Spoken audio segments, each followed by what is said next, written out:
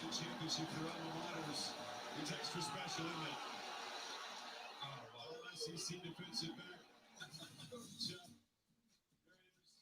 had 13 career picks in the late 90s. Absolutely. He was a great player, great safety. Had a cup of coffee here with the Colts at training camp. But he joined Georgia and Auburn. Of course, Paul Bryant won 6 titles at his alma mater. Steve Spurrier got it done. A couple of years after that, Bill Fuller.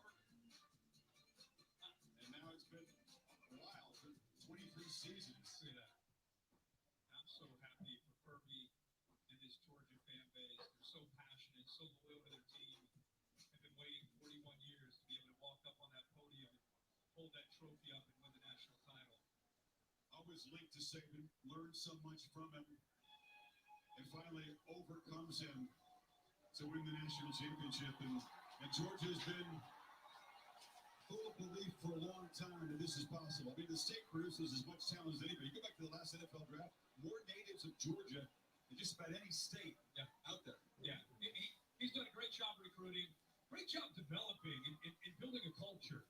These guys, in the world that we live in, with name, image, and likeness, and transfer portal, this team laser focus on one thing: avenging that loss in Atlanta and winning a championship and getting on that podium. That's it. And that's what you really have to appreciate. And a lot of that comes from the leadership from your seniors and your juniors, the guys that have been around. They're fortunate to have a lot of those kind of players, but there is a culture here that's unique. Alabama has a very similar culture. It's not by accident these two teams ended up playing tonight for the championship. Early in the season, you had to sit down. Connection. They talked about connection. Connect beyond the obvious talent, the 4s and 5 stars out there, the intangibles, things like that, the love they have for each other. It goes a long way. It all came to bear tonight when they were behind in the fourth quarter. Thank you for calling Call-In Studios host and call screener line. Please enter your show or meeting number.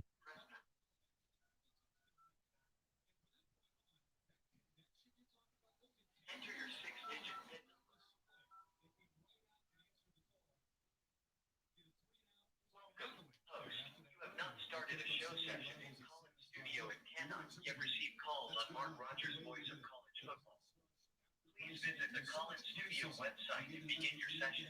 Music will play until your session begins, or you may call back when you are ready.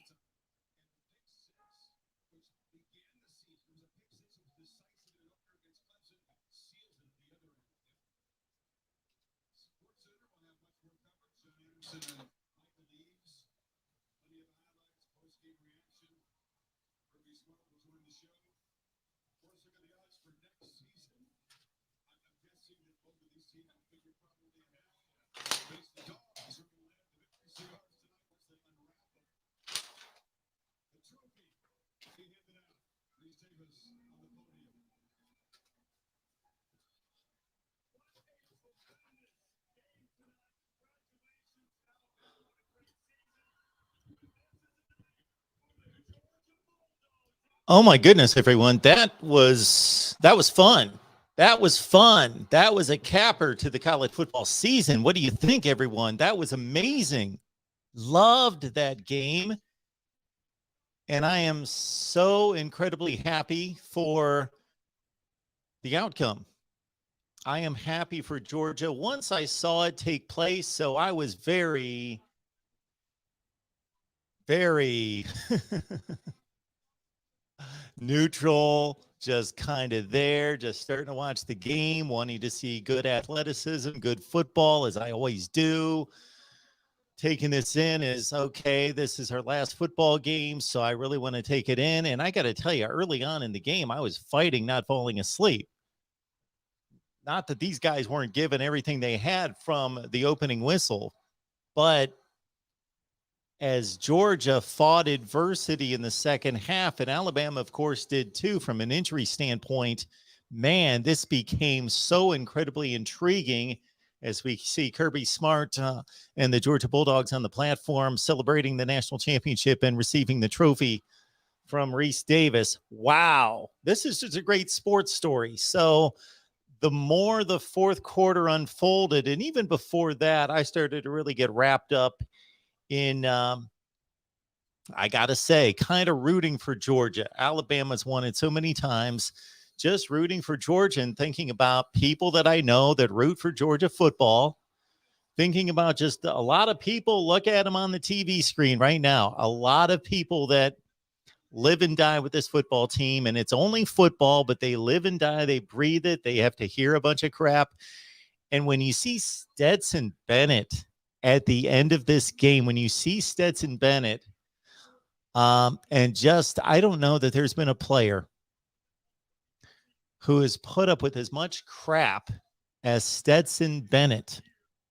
And to see him pull through, this is the pinnacle of sports right here. This is we talk a lot of strategy and a lot of nuts and bolts and talent and recruiting and evaluations of all that. And of course, these two teams are the two most talented teams in college football. So that's the number one reason why they're here. Let's not mistake that. Hard work out the window. Yes, it begins with talent. You have to have superior talent. But when you see a Stetson Bennett and all that he's endured, and you see him able to fight through that turnover that could have been called an incomplete pass, that type of adversity, and he's had to face that over and over and over and to come right back down the field and make some amazing throws. We're going to break down the game, and we're going to take your calls in just a second, but right now it's just about the sheer joy and emotion and the jubilation. So my congratulations to anybody out there who roots for Georgia football. Man, we'll go through the live chat and we'll certainly pick up on anybody who loves Georgia football, who's rooting for the Dogs, and who is just beside themselves right now. This is amazing to see. And just as a college football fan, it was an amazing game. It certainly wasn't a 33-18 game. Of course, the pick six put the icing on the cake. But just an amazing game between two tremendous teams. And Alabama fought the adversity of losing John Mechie before the game, and then losing, of course, Jamison Williams, their number one playmaker who can take the top off of defense. That was big. But man, it took a while to get churning, but this game really ramped up and became a classic. And to see Nick Saban and Kirby Smart, considering their relationship and their working together in the past, to see them in midfield at the end of the game. And I think Nick Saban, he is the ultimate competitor. He wants to win every national championship. He wants to win every game. I'm sure he is hurting, especially for his players. He's got so many national championship rings. He's had to move on to the other hand. But he still wants to win another one for himself. I'm sure he wanted to win this game so badly tonight, but especially for his team. I'm sure he's hurting for them right now. But I think in that moment at midfield with Kirby Smart, he was genuinely, when does Nick Saban crack that much of a smile? When he wins a national championship, as opposed to losing a national championship game. He looked genuinely happy, overjoyed for Kirby Smart. And I'm sure he was at the same time. Again, it was just killing him to lose. But if he was going to lose to anybody, Kirby Smart.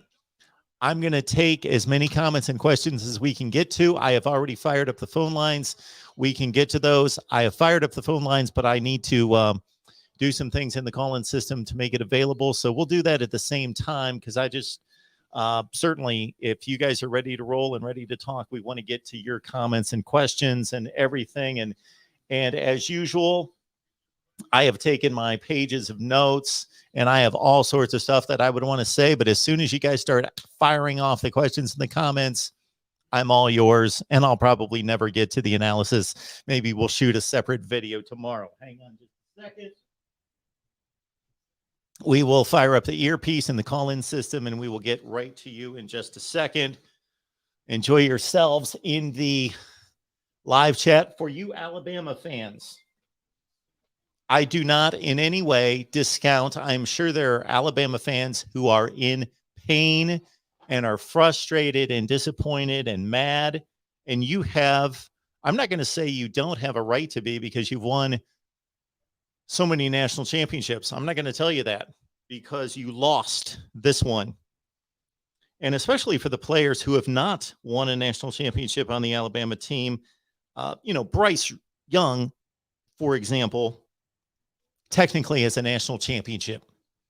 He won a national championship last year, but he was not the starting quarterback. He's going to take this hard. So I don't want to discount Alabama's pain, relatively speaking, but we know the deal.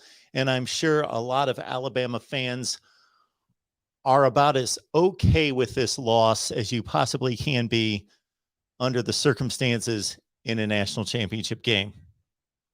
You can probably tell that I am breathing slightly hard here. I did hustle to set all this up, but it has more to do with just taking in a tremendous game.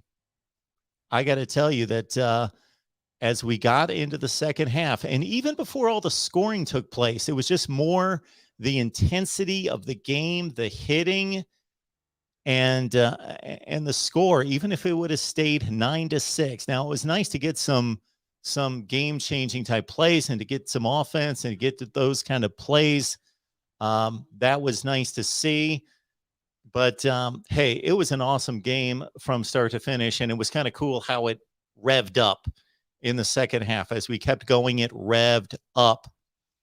Our number here is 860-499-3332. I will place it on the bottom ticker. We would ask that you would subscribe here at the Voice of College Football.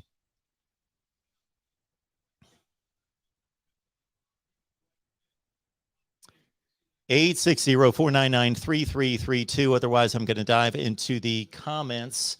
But I believe we've got calls on the line. Give me just 1 second here so I can hear you.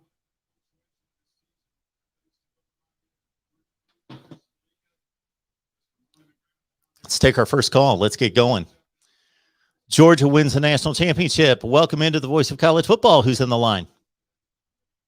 Hey, Mark. It's the real MVP. How you doing this evening? The real MVP. I'm doing just fine. What's going on? How are you? Well, first off, we got to congratulate Georgia. I mean, anytime you win the national championship, regardless of the path you took, all props go to Georgia, man. I'm so happy for their fans, especially Uncle Lou, who's been on this platform for 7 years, having to take all the heat. Can we get some 2021s in the chat for Georgia? Yeah. If Alabama would have won this game, we would be sitting here and we'd analyze the game and talk about the game and what went right and what went wrong if Alabama had won the game. But what's the story? What would the story be? Alabama wins again. Nick Saban's the greatest of all time. This was just fun to watch. As the game went on, I became more and more revved up and excited and pumped up and just flat out happy to see Georgia win. When the game started, I really didn't care who won. I could care less. I was just watching the game, just watching a football game. But as it rolled along, I became more and more attached to Georgia. Yeah. I thought Alabama was going to win just because I'm not picking against Nick Saban twice. I learned my lesson the first time, but I was rooting for Georgia. Well, let's talk about the actual game. So, Mark, the most obvious question is, Jameson Williams gets hurt. How much did that impact the game? Oh, I think it was enormous. We saw two plays in particular, both involved 84. His name escapes me right this second. Anyway, he dropped a pass down near the goal line, about the 5-yard line, that was key. And he could have come up with a pass that I thought was just about perfectly thrown from Bryce Young. It was the play before the interception. The play before the interception, Bryce Young threw a perfect pass. And no, that was Ja'Cory Brooks. It was another wide receiver. Ja'Cory Brooks dropped that one. So Jameson Williams' injury was huge. Well, and then if I showed you before the game, I'm going to say quarterback A stat line, quarterback B stat line. You would think, man, Stetson Bennett blew it again with 2 interceptions. But no, it was Bryce Young who had 2. Like, what happened on those interceptions? Because there wasn't really anybody within the area to get the ball either time. There's like a Georgia double team both times. So what happened, Mark? Well, I'd have to watch the play again to tell you exactly what happened. Well, the second play, the pick six that iced the game, you could see that he was looking for possibly a back shoulder throw, the wide receiver, and I don't remember who that was. I'm actually watching it right. No, I'm not. That's a different play. And so, yeah, I'm not here to necessarily break down the plays just because I would have to see them again to break down what he could have possibly seen. But I do remember on that particular play, I think he was reading a back shoulder throw and he didn't get it from the receiver. Now, what from Georgia's aspect, what do you think they did different from the first game that really changed it, the result? If you had to say one thing, this is what they changed and this is why they won, what would be that one thing? Well, the one huge aspect on defense, we're looking at a team that gave up 41 points to Alabama and they gave up 18 tonight. And really, the last touchdown was a bit of a gift for the Alabama offense. So they basically gave up 4 field goals. They didn't give up a touchdown drive to Alabama the entire game. So the Georgia defense that I could go through my comment section from the last month of videos and point out all the people that said that the Georgia defense was a joke and that they were overrated and see what happened to their defense. And that was all a mirage against a bad schedule that I argued with over and over and over with. See, this is the Georgia defense. They gave up 4 freaking field goals and a 15-yard touchdown drive that probably shouldn't have happened. That's all they gave up. They put pressure on Bryce Young. That's the amount of pressure that they put on Bryce Young in this game versus him sitting back, basically, counting to 7 in the pocket in the SEC championship game. That was by far the biggest difference in the game. And would it be fair to say now that all the games are over, that Georgia's defense is the greatest defense in modern college football? When did modern college football start? Well, after it went to offensive heavy plays, what I'm talking about, because you had 2011 where it was all defense, but now you're it's talking about gone to a complete off. See, that's why I ask questions like this. Because if you looked up modern college football, some people would say that's post-World War II. Some people would say the 20th century on. We're talking all sorts of time frames. You're only talking about like 7 or 8 years. Modern college football. Okay. Yes, it's definitely the best defense in the last 10 years. Absolutely. And what does Bryce Young or what does Alabama's offensive line need to do in the offseason to win the national championship game next year? Stay healthy.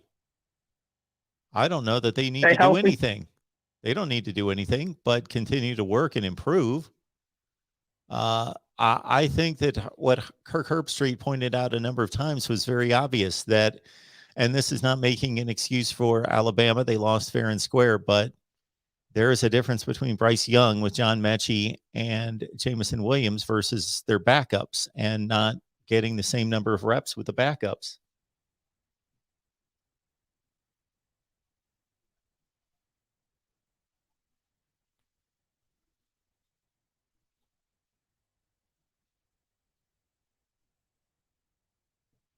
Hello?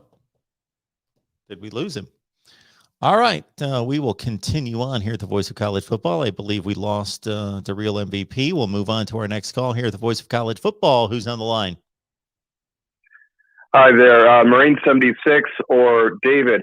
I was actually, maybe this is the wrong time to discuss it, and that was a great game, but I'm actually wondering, I actually feel as though, I should say, that the Pac-12 has been just demolished in the sense that they're not a national brand anymore because they're unable to get a team into that playoff consistent. Well, I guess Oregon is like I guess that would count. But I feel like the Pac-12 brand, why would I, if I grew up on the West Coast, I don't have the opportunities that I would have if I were to go to the SEC school. And that has attributed the play in the Pac-12 to such an extent that it's hardly the brand it was in the 90s. It feels as though, and now this is, antisocial to the South, I think, to an extent. But I think that the group of five have to have their conference champion in that new 12-seeded playoff, or every conference champion from every conference plus maybe Notre Dame, and then probably on the bubble SEC school. So what you have there is the 10 conference champs and then the 2, because they have to admit that they're not going to get there, and then they can start recruiting people again, and then they're going to have a better brand on the field, or they're just going to get left behind. Yeah, I'm not going to address the Pac-12 issues minutes after the national championship game that did not involve the Pac-12, because we've got all off season. That's understandable, sir. Yeah, we've got all off season to address that. But much of what you said is right on the mark, and things that we've talked about countless times. Yes, it's a vicious cycle. I see. It's a vicious cycle. If you are perceived to be down and you make poor choices, and they were led by poor leadership, meaning Larry Scott, he was the worst commissioner in college football, then they fell behind. And then once you fall behind, it's difficult to catch up, because you have players, and we had several just this past weekend, top players in California decide to go to Big Ten and SEC schools. So yes, that's right. Something that we'll have to pick up, and we'll have 7 months to discuss how to fix the Pac-12. Anything else? I see. I don't have. Oh, sorry, sir. Oh, that's all right. Just wanted to know if you had anything else. Oh, I was actually going to say that I don't have anything else, and I don't want to clog your line, sir. So I really appreciate the time, and have a good night. The call. Thank you so much. Call back. All right. Yes, sir. Bye now. All right. Back to the phone line. So thank you for calling in to the Voice of College Football. Who's on the line? Well, I'm just happy that Uncle Lou's not going to drink another Diet Coke or Coke from 1980. He must be ecstatic. He's going ballistic. I was on his live stream and talk about a guy that's not ready to party. It's Uncle Lou right now. Yeah, I'm surprised he was able to do a live stream after the game. Yeah, he's doing a lot of talking right now. He's having a good old time. I bet he's having a great time. Mark, you probably remember that team in 1980. What was that? Bud Ballou, Herschel Walker, Terry Lindsey Hogue. Scott. Yeah.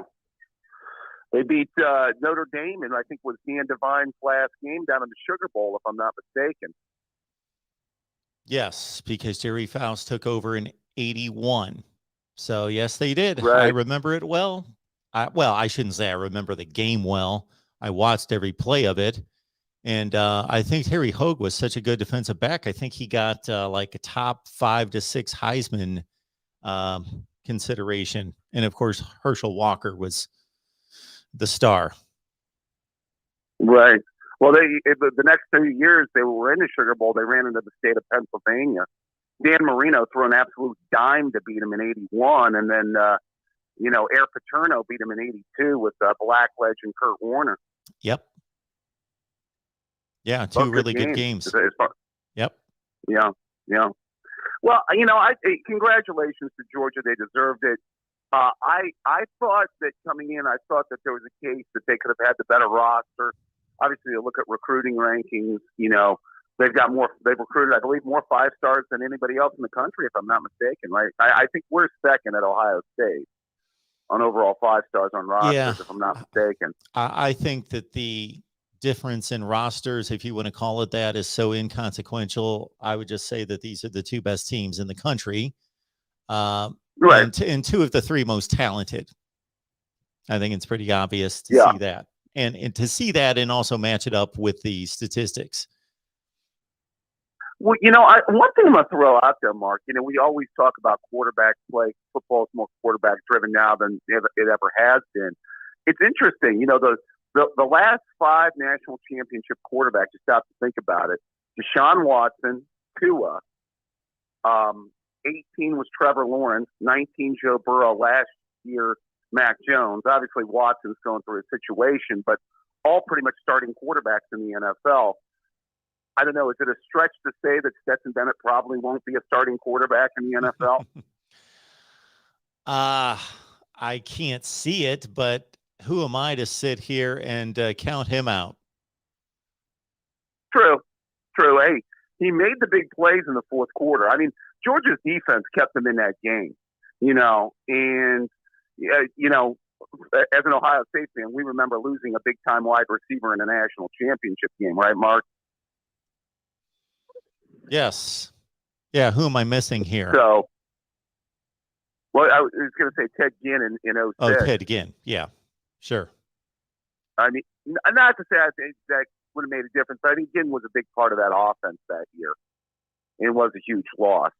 But, I mean, I don't think Alabama fans should make any excuses. Even though Jamison Williams was big for them this year, it would have been interesting to see, had he not gotten hurt, just kind of what effect that would have had. Because I wonder, obviously you utilize your best receivers, but, I mean, Georgia was the better team, and their defense was incredible, by the way, and gave their offense a chance in that fourth quarter. I don't know what's your overall thoughts on. Well, I think we tackle these kind of topics all the time, and that's one of the reasons why we're here. So, if an Alabama fan wants to call and just talk and speculate about if they would have had Jamison Williams, if they would have had John Mechie, I think that's valid. We can go through the annals of time and talk about any championship scenario and injuries that occurred during the game or before the game. And of course, this whole Nick Saban era was started with Colt McCoy, who was one of the best quarterbacks in the country, getting hurt very early in the game. So Texas fans will raise that just so it's done with a level of class and respect to say, hey, it's part of the game. We didn't play with those guys. We had to play with the guys that we have. That's also part of a championship team as well. Being able to sustain the injuries and the next guy to step up and bring it home. So I think it's a balanced conversation to have. Right, and I doubt Alabama fans, if a key Georgia player got hurt and Georgia brought that up, they would, I wonder if they would let them use that against them. So, you're right. You got to be fair about this both ways. But yeah, Georgia deserved that. Defense was incredible. I thought in that fourth quarter, though, I really was wondering after Bennett had that turnover in the fourth quarter if, that was going to be curtains for them. But, he had a few huge throws. Was wondering if his receivers were going to finally get open and make some plays, and it looks like they finally did in that fourth quarter. Yeah, they really did. They really did. And I, like you, thought I thought that it was very unfortunate, and I'm not saying that they made the wrong call on the replay because technically the ball left his hand before it was forward, before he brought the arm forward. But I just felt that to be unfortunate that, especially comparing that play to the Bryce Young play, they're very similar plays. Bryce Young was not throwing a football. He was basically spiking a football on the ground. But because of the rules, he gets away with that. And Stetson Bennett doesn't get away with what, was he trying to get rid of the football as well to avoid a sack? Yeah, that's what he was trying to do. He was trying to do the same thing Bryce Young. And I understand it's more than just intent. It's also, what's the motion of the body? And at one point, you have to make a delineation between fumble and pass thrown, and the rules need to be clear, and so the interpretation of the rules were clear and they were correct. But just to see those two plays go in opposite directions, I felt bad for Georgia at the time because it just seemed to be, again, another time in which they wouldn't quite get the breaks. Yeah, it was amazing the way the guy was able to still recover that before getting out of bounds. Yes. He's kind of fortunate, I think, that way too, wasn't he, Mark? Yeah, I don't know if he was trying to do that or not. It didn't look like he was. It looked like he was just picking up the football, but it turned out, at least in the moment. Yeah, I think, it's going to be interesting going forward how these teams, I think these teams will obviously be ranked very high going into next year. Going forward, I think my Buckeyes will be ranked pretty high, of course, but we'll see. Have to see who leaves to go to the NFL and all of that going forward. But congrats to Georgia. You took down the Death Star. It took you some tries, but you finally did it. And a good friend of mine is a diehard Georgia fan, and I gave him a shout out tonight for their victory. So it was a big win, and Uncle Lou's going to party like it's 1980, right, Mark? There you go. All right, David. Thank you so much for it. I appreciate it. Mark. Have a good night. You take care of yourself. Yep. Bye-bye. Yeah, so I sent out a tweet near the end of the game as the seconds were ticking off, and I would like to get to as many people in the live chat who are Georgia fans as possible, like our guy B-Dogs47 right here. Go Dogs. Congratulations, B-Dogs47. I don't know if you've been a Georgia fan for 2 years or 20 years or 200 years, whatever it is. Congratulations. This is why we love college football. This is why it means so much to us. Your team finally did it. Remember this night. I remember a night in 2003 when my team finally did it after so many disappointments, and there is nothing like it. So embrace it, enjoy it. I'm sure you are. I can see from all the exclamation marks that you are. So yes, embrace it. If I don't get to all the Georgia fans in the live chat, I am just flat out saying congratulations.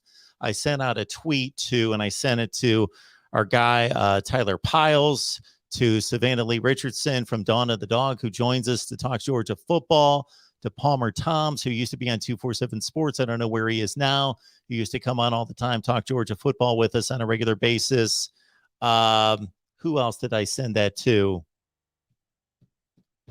What other Georgia people do I know? Tyler, Savannah, Palmer. There were a couple more. Big Dog Brett, who's joined us a few times here. We sent it out to him and Uncle Lou.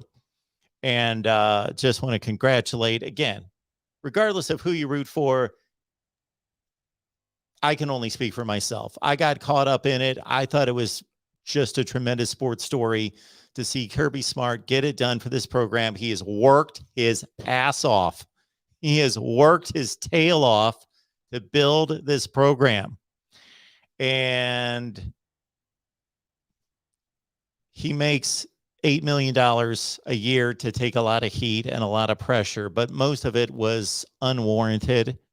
Hey, if they would have lost tonight, if they would have not made the national championship game, I would be saying the same thing, because I've said it for the last 3 or 4 years. In his defense, he's built a tremendous program, and yes, he is being paid to finally win a national championship, and he got it done. But he had made all the right moves to get there over and over and over to get to the brink. So congratulations to him. And again, all the Georgia football fans and this Stetson Bennett, I tell you, I'm going to say it one more time. We only had maybe 20 people on the line. It was in the first minute or so. I probably should repeat that really quick, because that was probably the best 30 seconds or so of what I had to say tonight, because great football game, epic meeting at the end of the game between Nick Saban and Kirby Smart. I think that Nick Saban was genuinely excited and happy. He hates to lose. Yes, he's the ultimate competitor, and I'm sure that he's hurting for his players, but you could see it on his face. He had a bigger grin on his face at midfield congratulating Kirby Smart than he does when he wins the national championship. I thought that was really cool, because I know he's thinking, damn, we lost inside. He's like, pissed off. Lost a national championship. But the other side of Nick Saban is like, that's my guy. He finally won it. So if I had to lose it, I lost it to him. It's cool. And he was happy. And he was, I'm sure, happy in a sense. I don't even know how to explain it. When That's got to be a strange feeling. I can't put myself in that place where Nick Saban would have been. And you see this from time to time in sports where you've got to, they have to be at the level of competitor that they are pissed off that they just lost. They work too hard and they love their team and love their kids too much to not be pissed off about the loss. But at the same time, they've worked with this guy. They've mentored him. They've seen him grow and build a program. So they're charged up and happy for the other guy. It's got to be a strange feeling.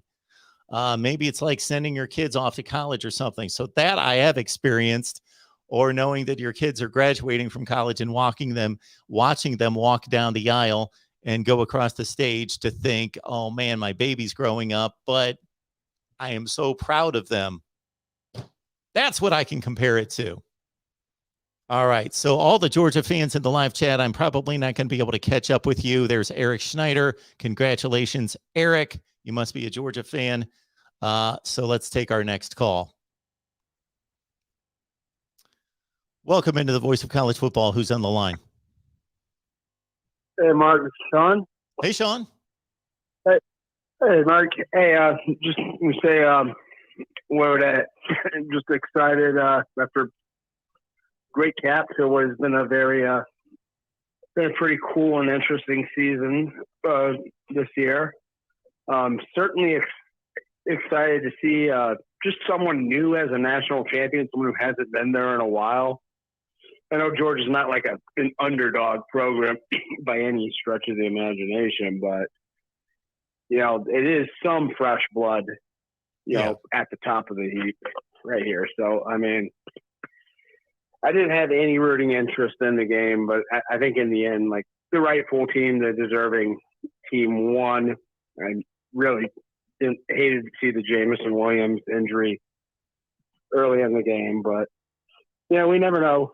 It's part of the game. So, and I was just wondering, like, do you feel like this victory for Georgia might create a little bit of a market shift, a little bit of a change in the approach to in the zeitgeist of, you know, how to build a team? Because this Georgia team doesn't look anything like most of the teams that have won national championships recently.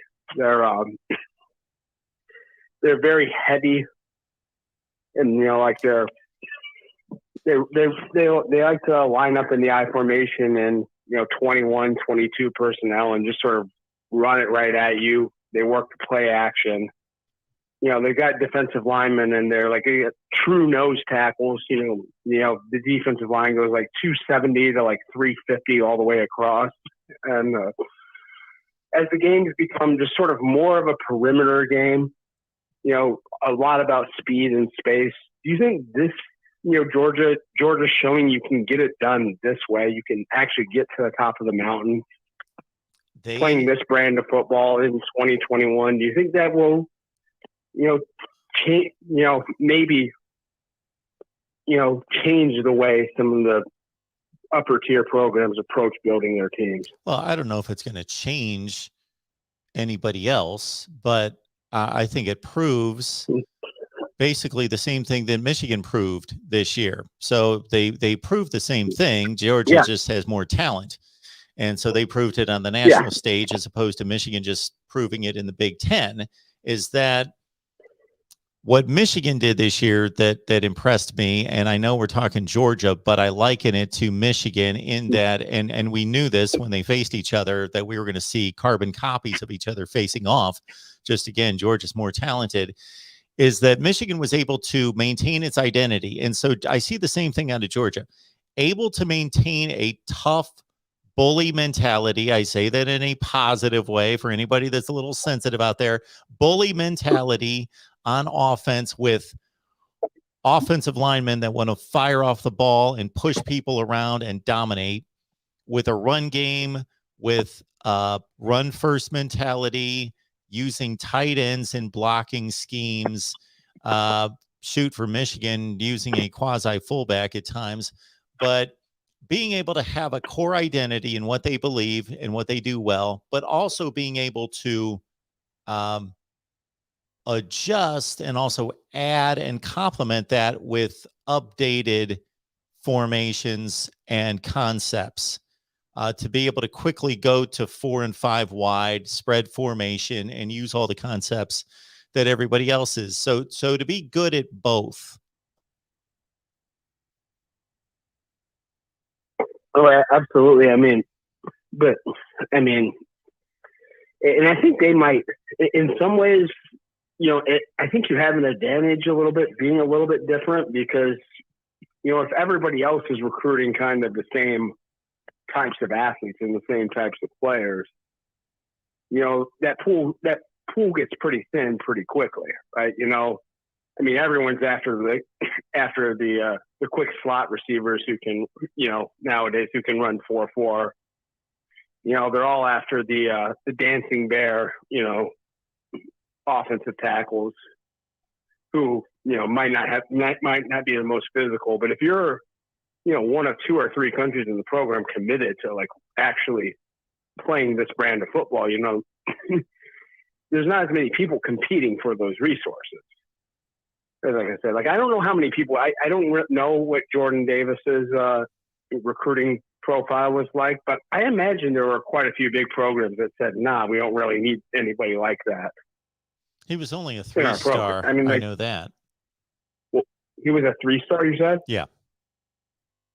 Yeah, and in 1998, he might have been a 5-star. That kind of guy. I don't know. But yeah, so, and just going to say, do you, Bryce Young playing today, there's such a difference with them with obviously Williams and Mechie on the field. And both of them not being there, he looked, I don't know, like kind of lost out there at times tonight. Well, you lose the guys that you've been playing with all year, and most teams, and I'm sure Alabama's included, they have their first team out there in practice all the time working, and the second string quarterback only works so much with the ones and the twos with the ones, and so the first string quarterback with the twos. So I think that was obvious. I think that was apparent. I don't want to take anything away from Georgia, but I just think that was apparent that he missed those guys. Yeah. Certainly not to make an excuse or to take anything away from Georgia. It falls on Bryce Young ultimately. I was surprised because he played the whole year with such confidence and such decisiveness, such kind of swagger out there. And I don't know. It really, really felt like, I don't know, maybe he over-adjusted. And maybe these receivers, maybe this is a minor problem for Alabama next season. I just didn't see anybody really develop any of those next level playmakers, even in the Cincinnati game. The passing game wasn't exactly dynamic against them either. And like these offensive weapons aren't creating a lot of separation. Again, like Georgia's an elite defense and Cincinnati's a very good defense. So, level of competition, and they don't have the refs yet, but I don't know. It's kind of a minor point of concern, a potential point of concern for Alabama going forward that they haven't had in a while. They've been so deep. Bryce Young is? No, I'm talking about, the offensive weapons, the wide receivers going forward next year. None of them in the last couple games really showed out to me that they're really,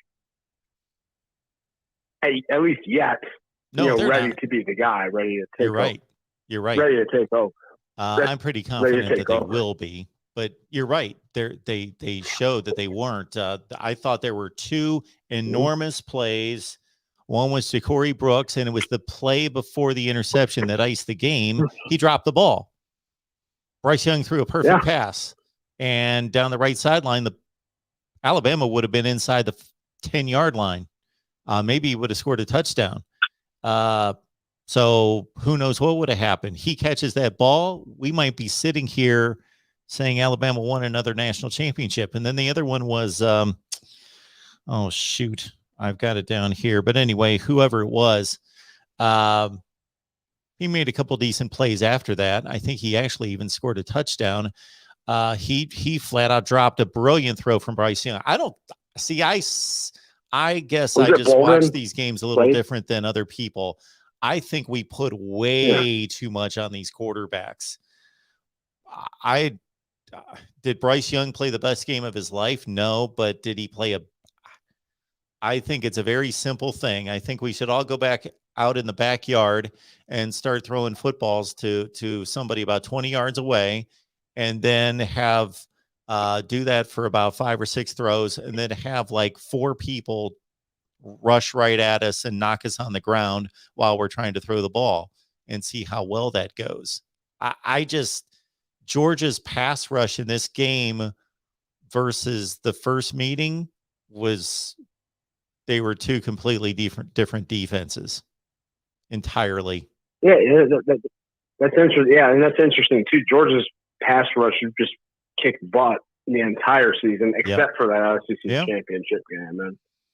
And honestly, Alabama's O-line has been a sore spot of minor concern. So, I mean, I thought coming into the day that SEC championship performance was a bit of an outlier, but I wasn't expecting like that stark of a difference. I mean, Alabama's, they still got an offensive tackle in there who's going to be a top 5 pick.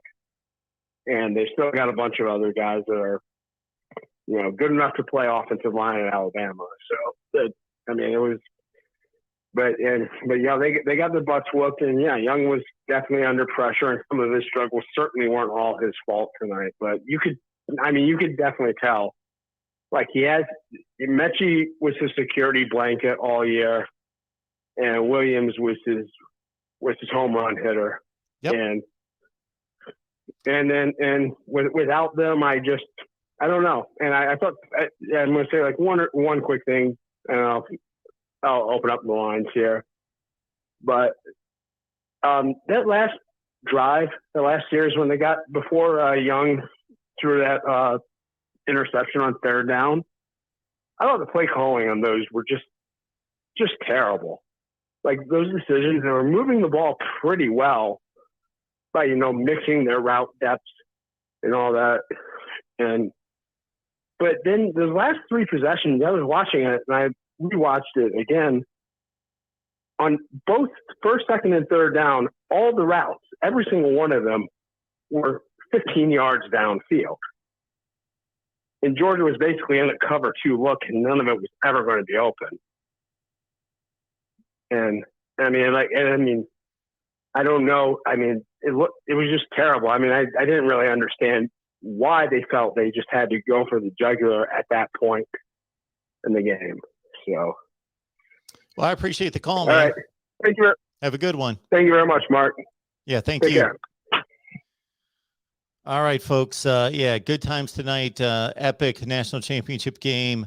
And saw a comment in the chat about Michigan only lost by 23 and Alabama lost by 15. Okay. Stop it. Just don't even compare these 2 football games. That's why we put things into context here. We don't just say, oh, they lost by 15, they lost by 23. It's pretty much the same. Okay. Idiotic comment. Just stop it. Please. Don't just, You either are clueless or you just obviously are pushing your narrative. And I get it. You're trying to push a narrative, make Michigan look better. But you know better than that. If you watch any football, you know that we saw 2 completely different games from what we saw 10 days ago to what we saw Georgia, Alabama tonight. Welcome into the Voice of College Football. Who's on the line? Yes, you can hear me? Yes. Hello, sir. Oh, okay. So, hey there, Mark. How's it going? I'm doing just fine. How you doing tonight? Well, I just feeling, oh my gosh, where I need to start. I just feeling like praise the Lord, my Lord. Thank you, Jesus, Lord, for the dogs. You're happy. You're excited. So you're a Georgia fan. Who am I talking to first? Well, here's the deal. My name is T. Contreras, and you saw the chat. That's me. That's brother, and that is me, brother BKL. Well, I appreciate you calling, and you're a Georgia fan. Yeah. Awesome. Yeah. Well, congratulations. Yeah, congratulations from me, but congratulations to them because they deserve it. Because as you know, because I always watch all the teams between 24 hours a day, 7 days a week, between all the college football teams. Yep. Because that is exactly what the football team is all about. Because as you know, I am the Bulldogs fan of the Georgia Hurricanes and Army. I always support all the teams wherever I can do, because when I was watching these Georgia Bulldogs, these are the Georgia Bulldogs exactly how they play. They play all the bunch of yards, all the bunch of games, all the mentality. That's exactly how they play. Because when Kirby Smart is a teacher and the students are them, they know exactly how they play. Because when I was looking at it at Alabama, I was thinking is this the same Alabama from last time from Auburn's game in last game? I was like, my God, they are the same thing what Nick Saban does.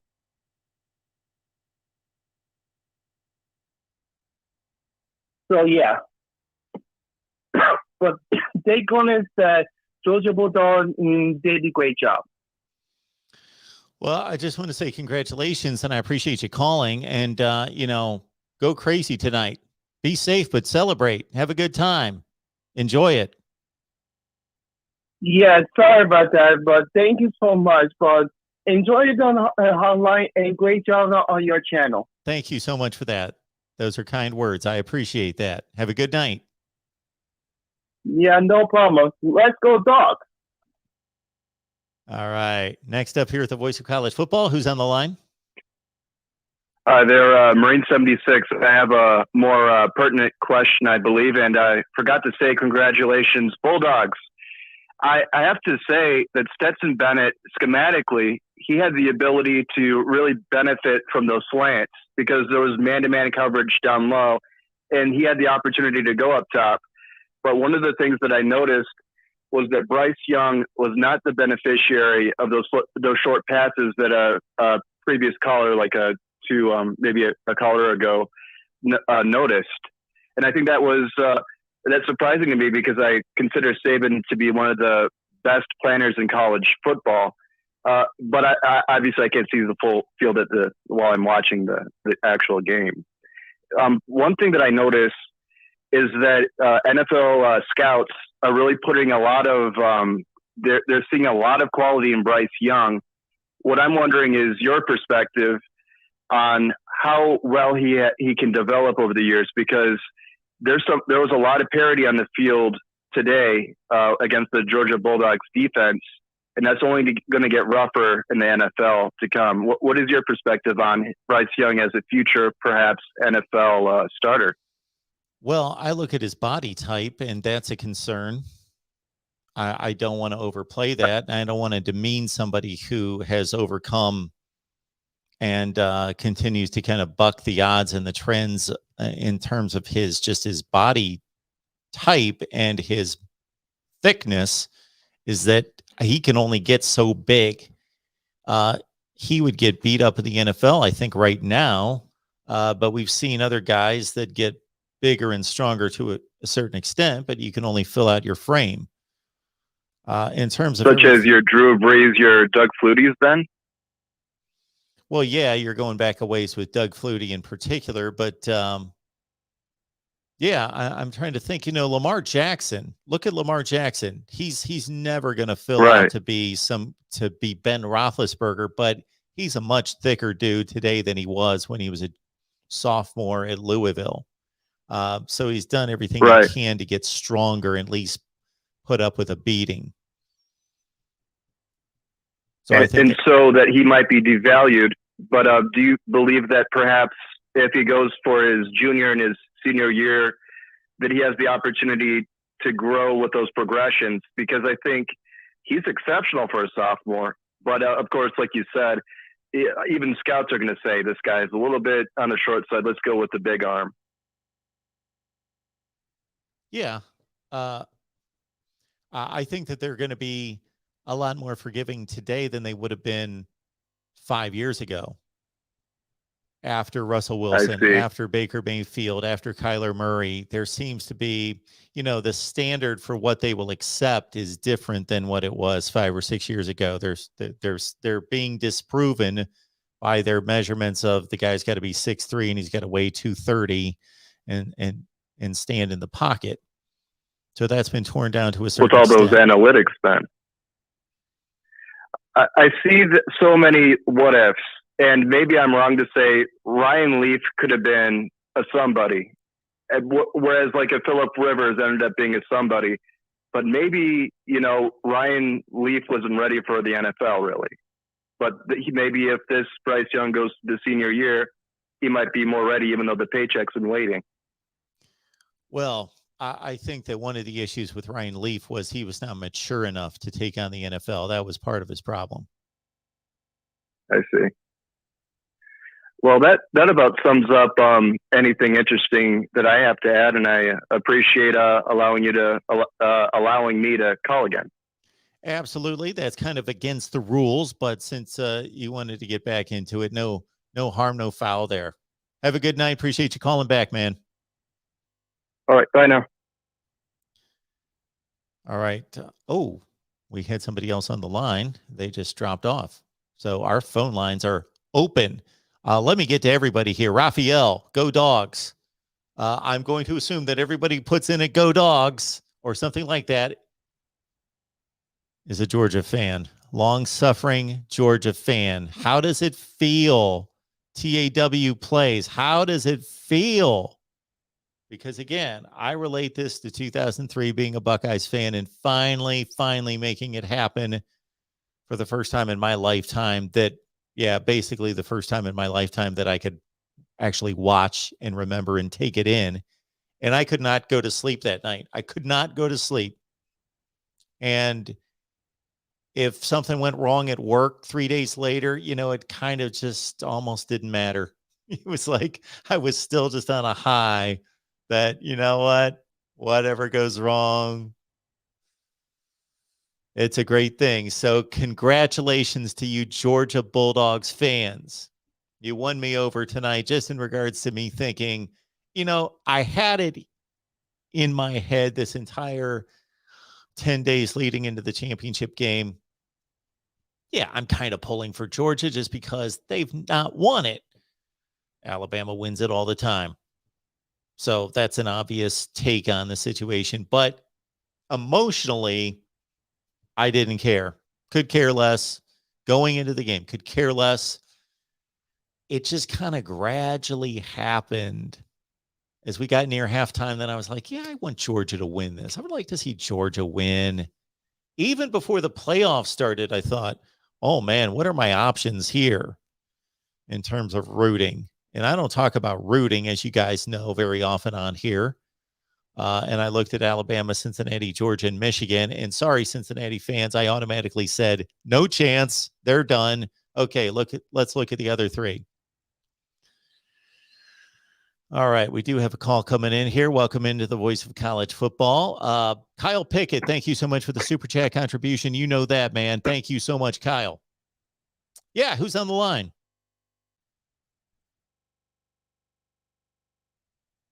Hello? Hey, is this NT8, man?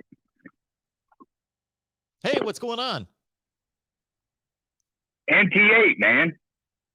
Oh, we got Navy Thomas on the line. Look at this. Yeah, buddy. Oh, man. Hey, this is a banner night. I was checking you. I was checking for you during the entire game as I kept listening and watching it on Gamecast. Yeah. And I couldn't find you. So the only one I found was Damn it. Big Screen Pete. Yeah. Pigskin Pete. Yeah. Was he on? Okay. Yeah. So that's well, Navy Thomas, let me tell you something. I was on from noon until 7:30. I did a 7.5-hour live stream this afternoon for pregame. So I just wanted to sit and enjoy the game. I wasn't going to go through the pregame deal, but anyway, Pigskin did a fantastic show while the game was going on, while I was watching it on Gamecast. And man, I just want to tell you, he was doing fantastic for his entire show. Awesome. So I wanted to spread that out about him because, you know, just like you always do when you're doing your stuff, he was doing that live show. That was really, really good. So nice. I just wanted to spread that and let everybody else. George from Florida was on there. Yeah.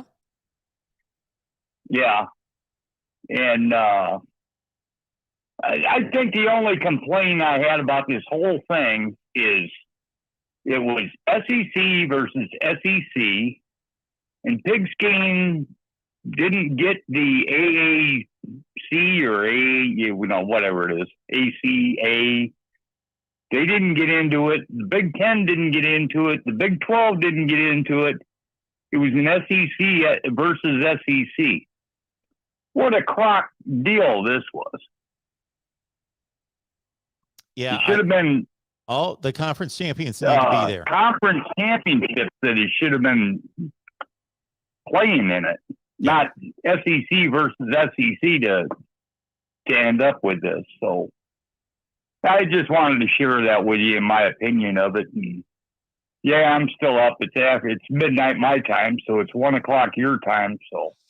Oh yeah, we're humming along here, trying to get the job done. So I just wanted to cover that and tell everybody else. So. Well, thanks, Navy Thomas. I'll let you roll with it. Good to hear from you. All right, my friend. All right, man. Have a good one.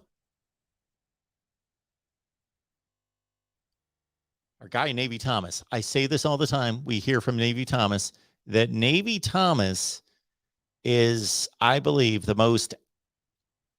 longest running active member of our subscriber base.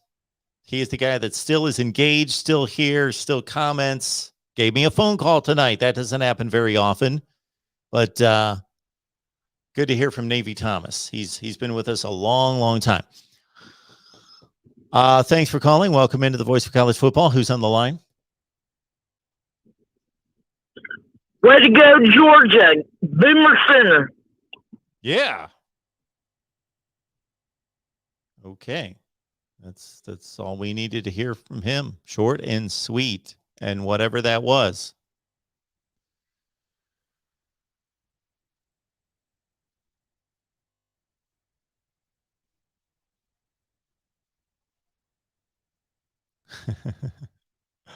People commenting on modern college football. It's funny. Yeah, when people say modern college football, like if you're talking to historians and they talk about sports and they talk about, let's say, college football, they're going back to, let's say, World War II. Not 7 years ago. Showtime's got a top 5 for next year. Bama, Georgia, Ohio State, Michigan, Texas A&M. Well, we will release one of those soon. We will do it. I got myself dinner right after our live pregame, and I sat down and started working on the top 25. That actually makes sense. So be looking out for that tomorrow. And then I am going to present a top 1 through 130. We're going to rank everybody. Sharice, thank you for the congratulatory message for all the Bulldog fans. We got to pay honor and respect and congratulate and celebrate with everyone tonight. Paul got my Georgia championship hat ordered. Go Dogs. Let's put him on the screen. Paul, good to hear from you. Hope you're still here. And yeah, I just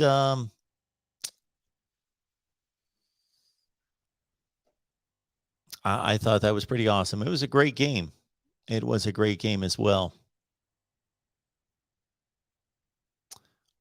Urban taking the other side of this, man. Let's stop the BS. Alabama did not have all the playmakers because of injuries. Let's not forget Chris Allen. Congrats, Georgia. You got your late Christmas gift. That's part of sports. You might be right, Urban. We will never know. We will never know if Alabama would have won that game with players. We don't know that. We can go through the annals of sports history and rewrite everything if we're going to go through injuries. You might be right. We don't know. We don't know. What we know is that with the players available, Georgia was better tonight. They were better in the fourth quarter. Welcome into the Voice of College Football. Who's on the line? Hey, this is Steve calling. How are you? I am doing just fine. I appreciate you calling. What's going on tonight? I was actually a student at University of Georgia the last time they won the national championship. So Wow. It's taken a long time to get back around. But I'm more proud of this team than I was of the Herschel Walker team. Walker was so dominant on offense, and they had a really good defense back then too. But this team, with all the defense, accolades that they received, the offense was always like, what are we going to do? What are we going to do? When they lost their best receivers at the beginning of the season, and these two freshmen come out, and Brock Bowers, who would have known Brock Bowers is going to be as good as he was? But the freshmen really pulled the offense during the entire season. And I mean, when you see a lot of the Alabama players say, we lost our receivers and everything, we lost ours at the very beginning. But I was really proud of the offense. They really pulled it. But let me tell you, that JT Daniels here in Georgia, the quarterback debate, I mean, it was vicious here. I mean, people just lost a lot of faith in Stetson. And it's because I think he wasn't really a glitzy player. He just didn't have a lot of showmanship. And I think that kind of cost him. But he could hit the big passes when he needed to in some of those key games. But being a sports fan in the state of Georgia is just one of the most traumatic things you could possibly happen to you. The Falcons, we've seen them lose at the end. The Braves, we watched the Braves lose one World Series after another with the best pitching staff in the history of baseball. The Hawks, the best team they ever had was with the Celtic dynasty with Bird and all those guys. They beat us every year, the first round. And so it's just really hard being a sports fan in Georgia. So I think the funny thing, too, is ESPN has this series on the biggest upsets in college football history. I think Georgia has like 5 of the 10 games in that show on ESPN, which is just Georgia football all the way through. But they pull some great players. Georgia has fielded some great high school players. And, we always have some really good teams, but it's just so sad to see them at the end, especially the last championship game, when they just throw Tua in there and he throws the bomb. And, we were in tears at the end of that game. But that's just kind of been sports in University of Georgia and sports in Georgia in general, pro and college. Yeah, it was an amazing story, an amazing effort, and obviously they've been building toward this and have had the talent to do this the last several years, but it takes more than that. It takes the right guys and the right situation sometimes, and the right chemistry, and it all came together. Yep, great season. Very proud of the guys, and like I said, those freshmen really stepped up. I mean, it was just really something to watch the guys on offense that when we needed them the most, they really came through. Yeah, it was a great game. It was a great appreciate game. your show, and go Dogs. Appreciate you. Thank you so much for the call. Appreciate that. Okay. All right, let's keep it rolling here at the Voice of College Football. Who's next up? Hey, Marcus, George, how you doing tonight? There he is. George, how do you take this? Yeah. I'm ahead of my time. I want to talk about my garden gnome business. Are you going to back me now or what? Your who business? What am I backing? Garden gnome. Gardening. I make Stetson Bennett garden gnomes. They look just like Stetson Bennett. I've been doing it for years.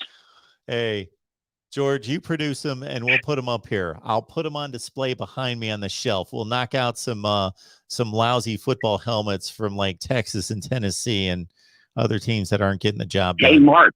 Yeah. Mark, listen, these aren't your ordinary garden gnomes. These things have class. Some of them are shooting a bird. Other ones are making like look like they're a weightlifter. I never have a problem with a raccoon or a squirrel or a fox or a bear. Coyotes, no problem. Opossums don't come on property. You just set one of these outside your back door and you're safe. Oh, Stetson, you got to feel good for Stetson tonight, George. I do. Mark, I too am vertically challenged. I'm only 5'6". I like little people, generally speaking.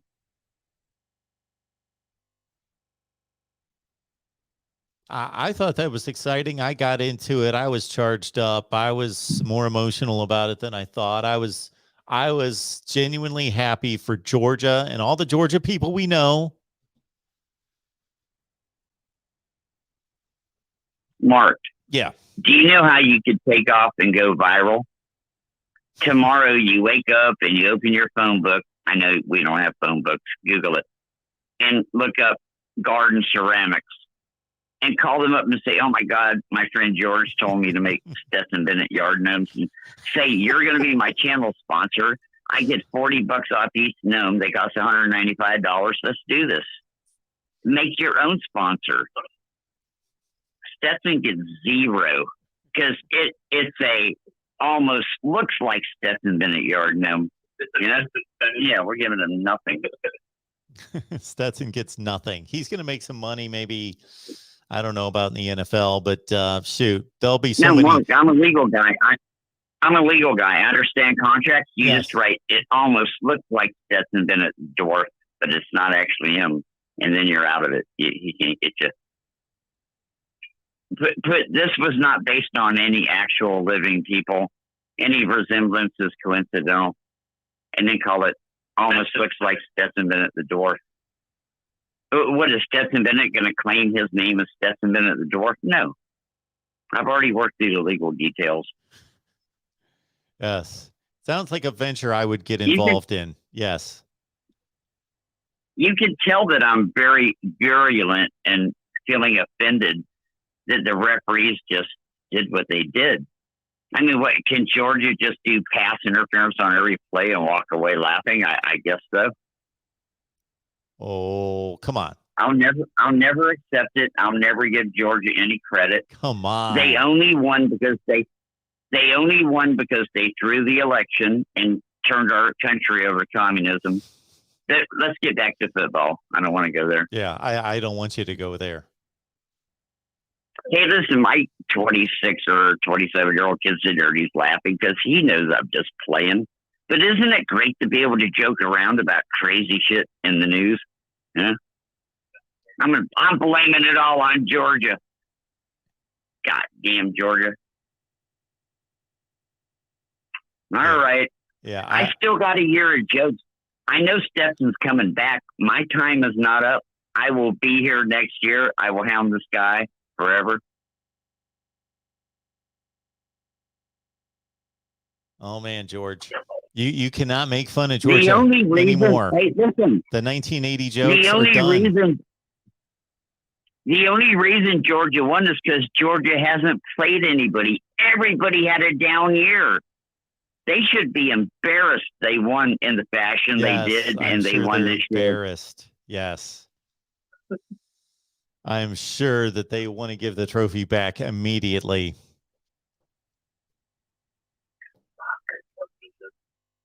Hey, Georgia, Stetson's coming back next year. Cheer up. We get to go through this insane shit again. I saw your boy Dan Mullen doing a little pregame on the SEC network. I know. I'm never comfortable with seeing Dan Mullen on camera. Are you?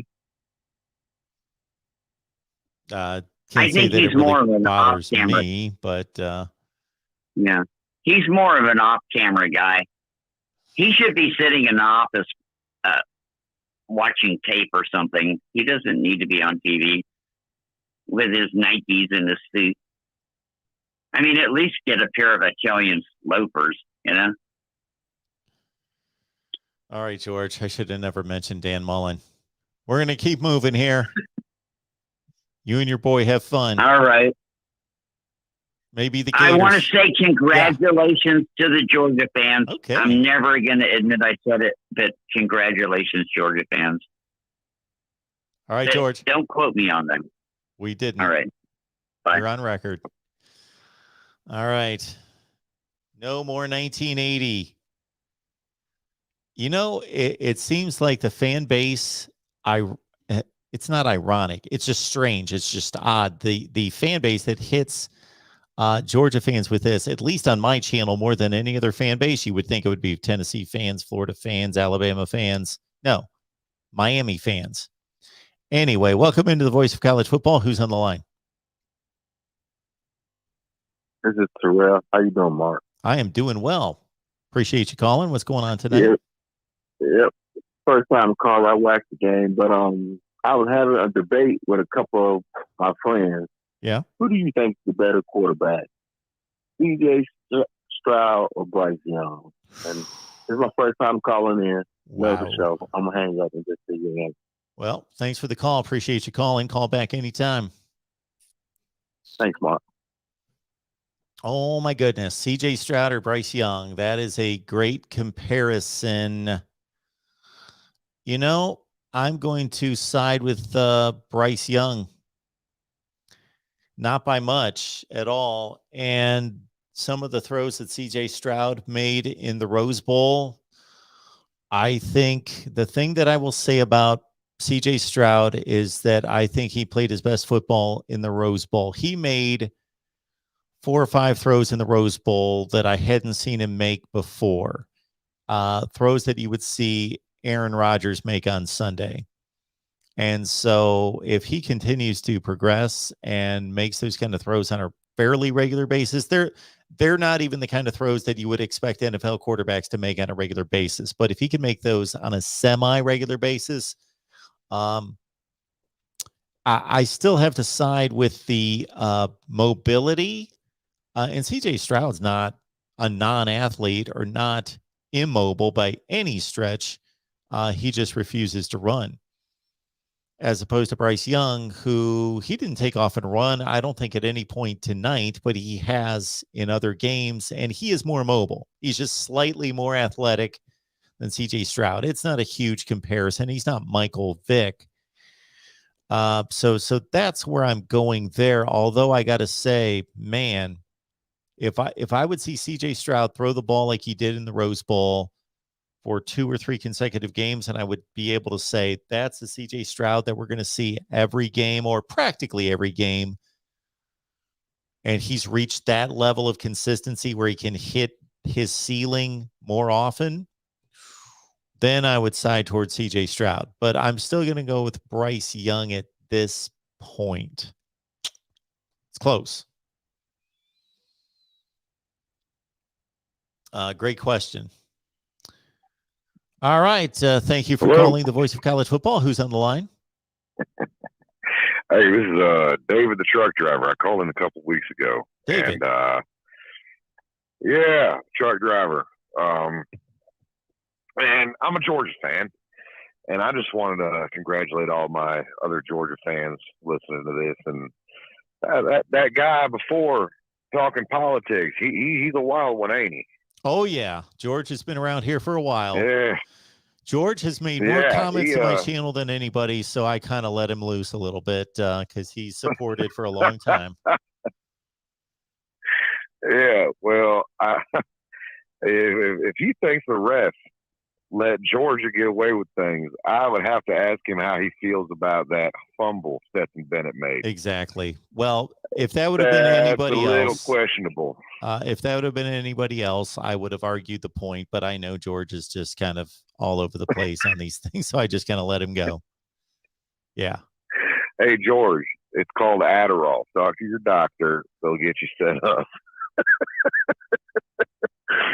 Oh man, but seriously, it feels good. It does feel good.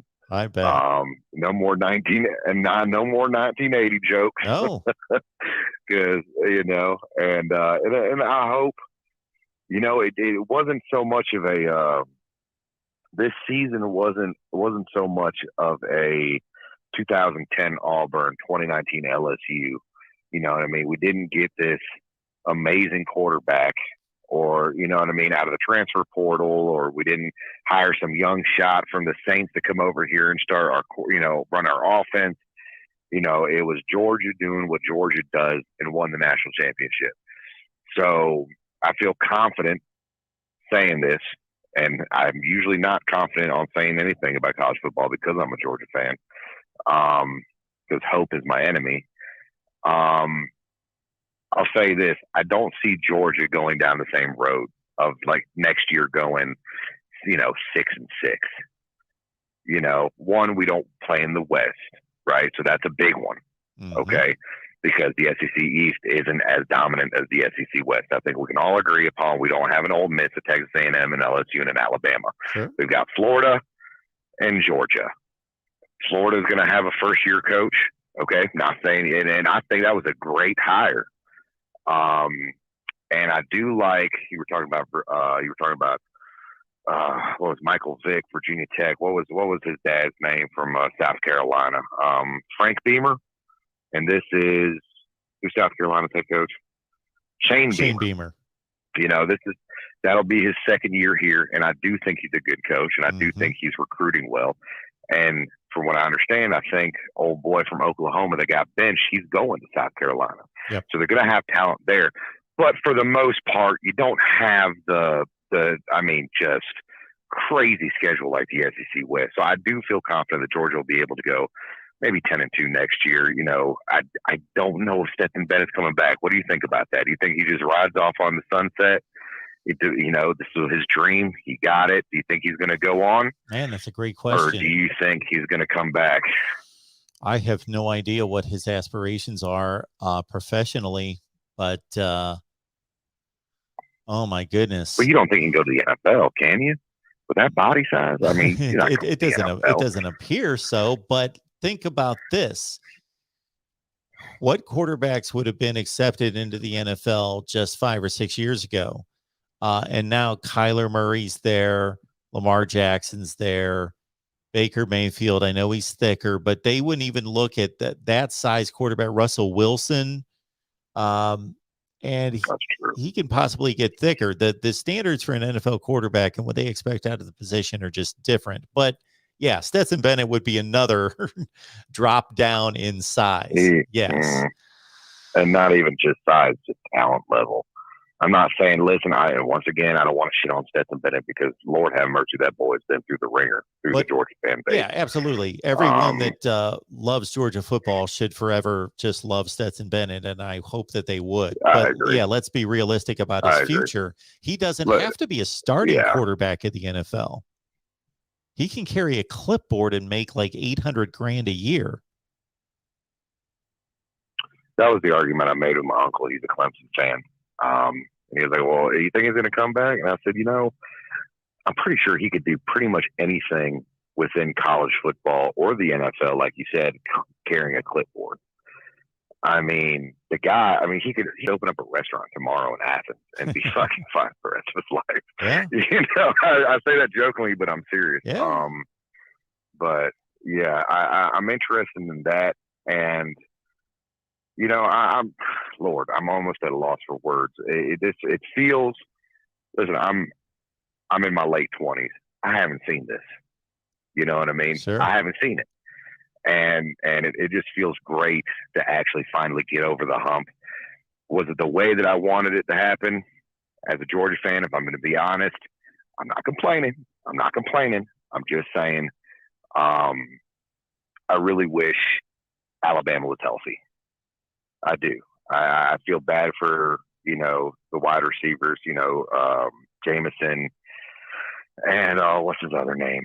Gosh dang it. The guy that got hurt in the SEC. Yeah, I feel bad for them two young men.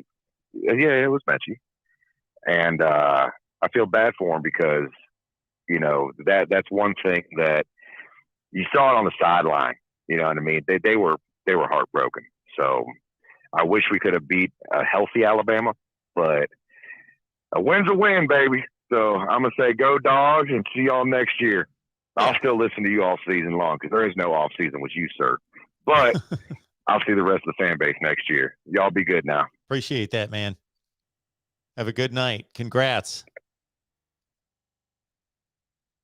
All right, good stuff. Great to hear from Georgia people that are celebrating. And just think that those 4 numbers in a row will rarely be seen on college football channels like mine on YouTube anymore. 1980. It won't be there. Just you can't even bring it up. You can't. It's done. Stetson Bennett is Rudy. Well, if you really know the story of Rudy, there's not a real comparison there between a quarterback leading a team to a national championship and a guy that got on the field for like one play. But I get your point.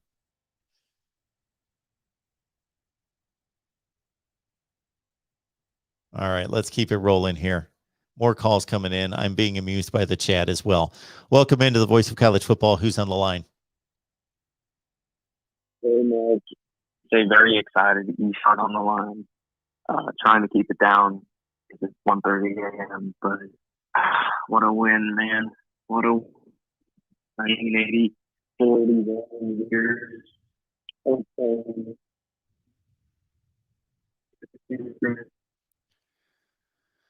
Sir, unfortunately, even though you're celebrating and I'd like to keep you on the line, we can barely hear you. Hello? Hello? Oh.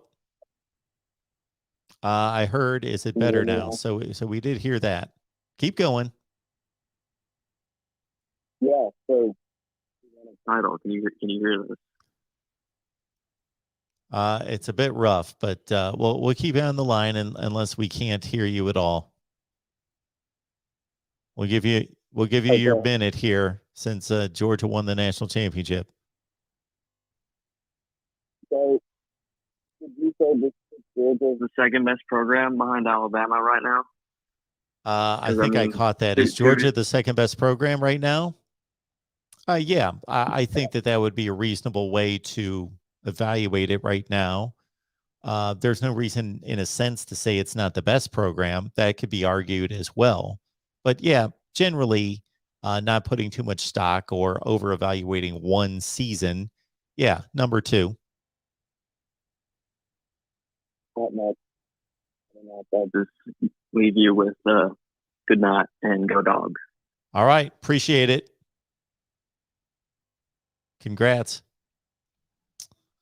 All right. I guess I am finally catching up to the point in the chat where I was slamming my desk. Welcome into the Voice of College Football. Who's on the line?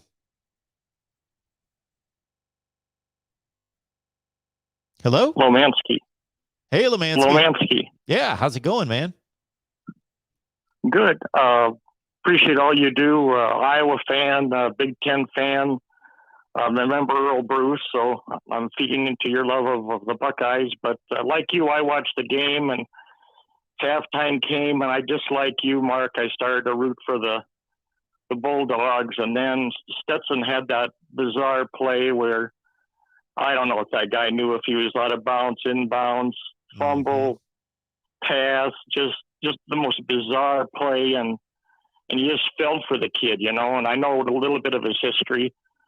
And it's such a celebration of college football with all the changes and, NIL.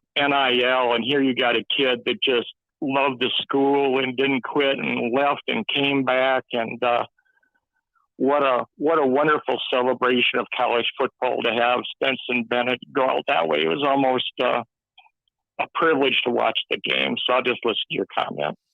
Well, I would agree with that here is a guy that, we live in this social media world, and I'm sure that he hears it from all directions. And that's kind of what is somewhat difficult in what I do is I want to give a fair and honest evaluation without slamming the players at the same time. So I try to balance that to a certain extent. But, I've even had exchanges on Twitter just in the last week or two with people just when I see them just so harshly and disrespectfully and crudely just attack this guy. And it's just ridiculous. It is just ridiculous. If you want to attack anyone, you would attack Kirby Smart for making the decision to play him. And I don't even think that was valid. And I'm glad that he was able to, and I don't even know if he looks at that, cares about it. It's got to affect anyone to a certain extent. He's got to know about it to some degree, and to get his validation. Not that he needed that as a human and as a football player, he shouldn't need that to validate him. But we all know, just from a winning standpoint, he did, and he got it.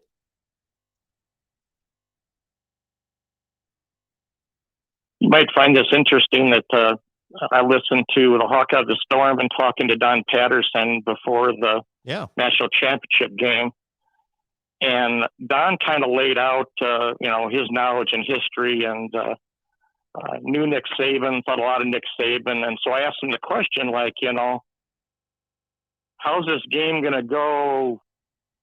Who's favored? And Don talked about sometimes in football, it's what's between the ears, and that don't have to be a 5-star or a 3-star. It's how you react to situations, adversity. And I just, at the post game, when Stetson talked about, I wasn't going to be the reason we lost this game. I just happened to think of Don Patterson, what he said. And, sometimes you got to have the it factor. And I thought that was really interesting comment post game that he replied, I was going to be the cause of losing this game. And that's a magical thing of an athlete that's hard to measure till you see it. Yeah. Yeah. And, that also tells us what was probably what he was processing over the last 37 days is that he probably was blaming himself for the SEC loss. If that's what was going through his mind during that sequence, then I got to think that he was blaming himself for the conference championship game. Thank you for your time. I'll let you go. Well, I appreciate it. You have a good night. Thanks for the call. Thank you. Georgia is the national champion of college football. They finished the season at 14-1.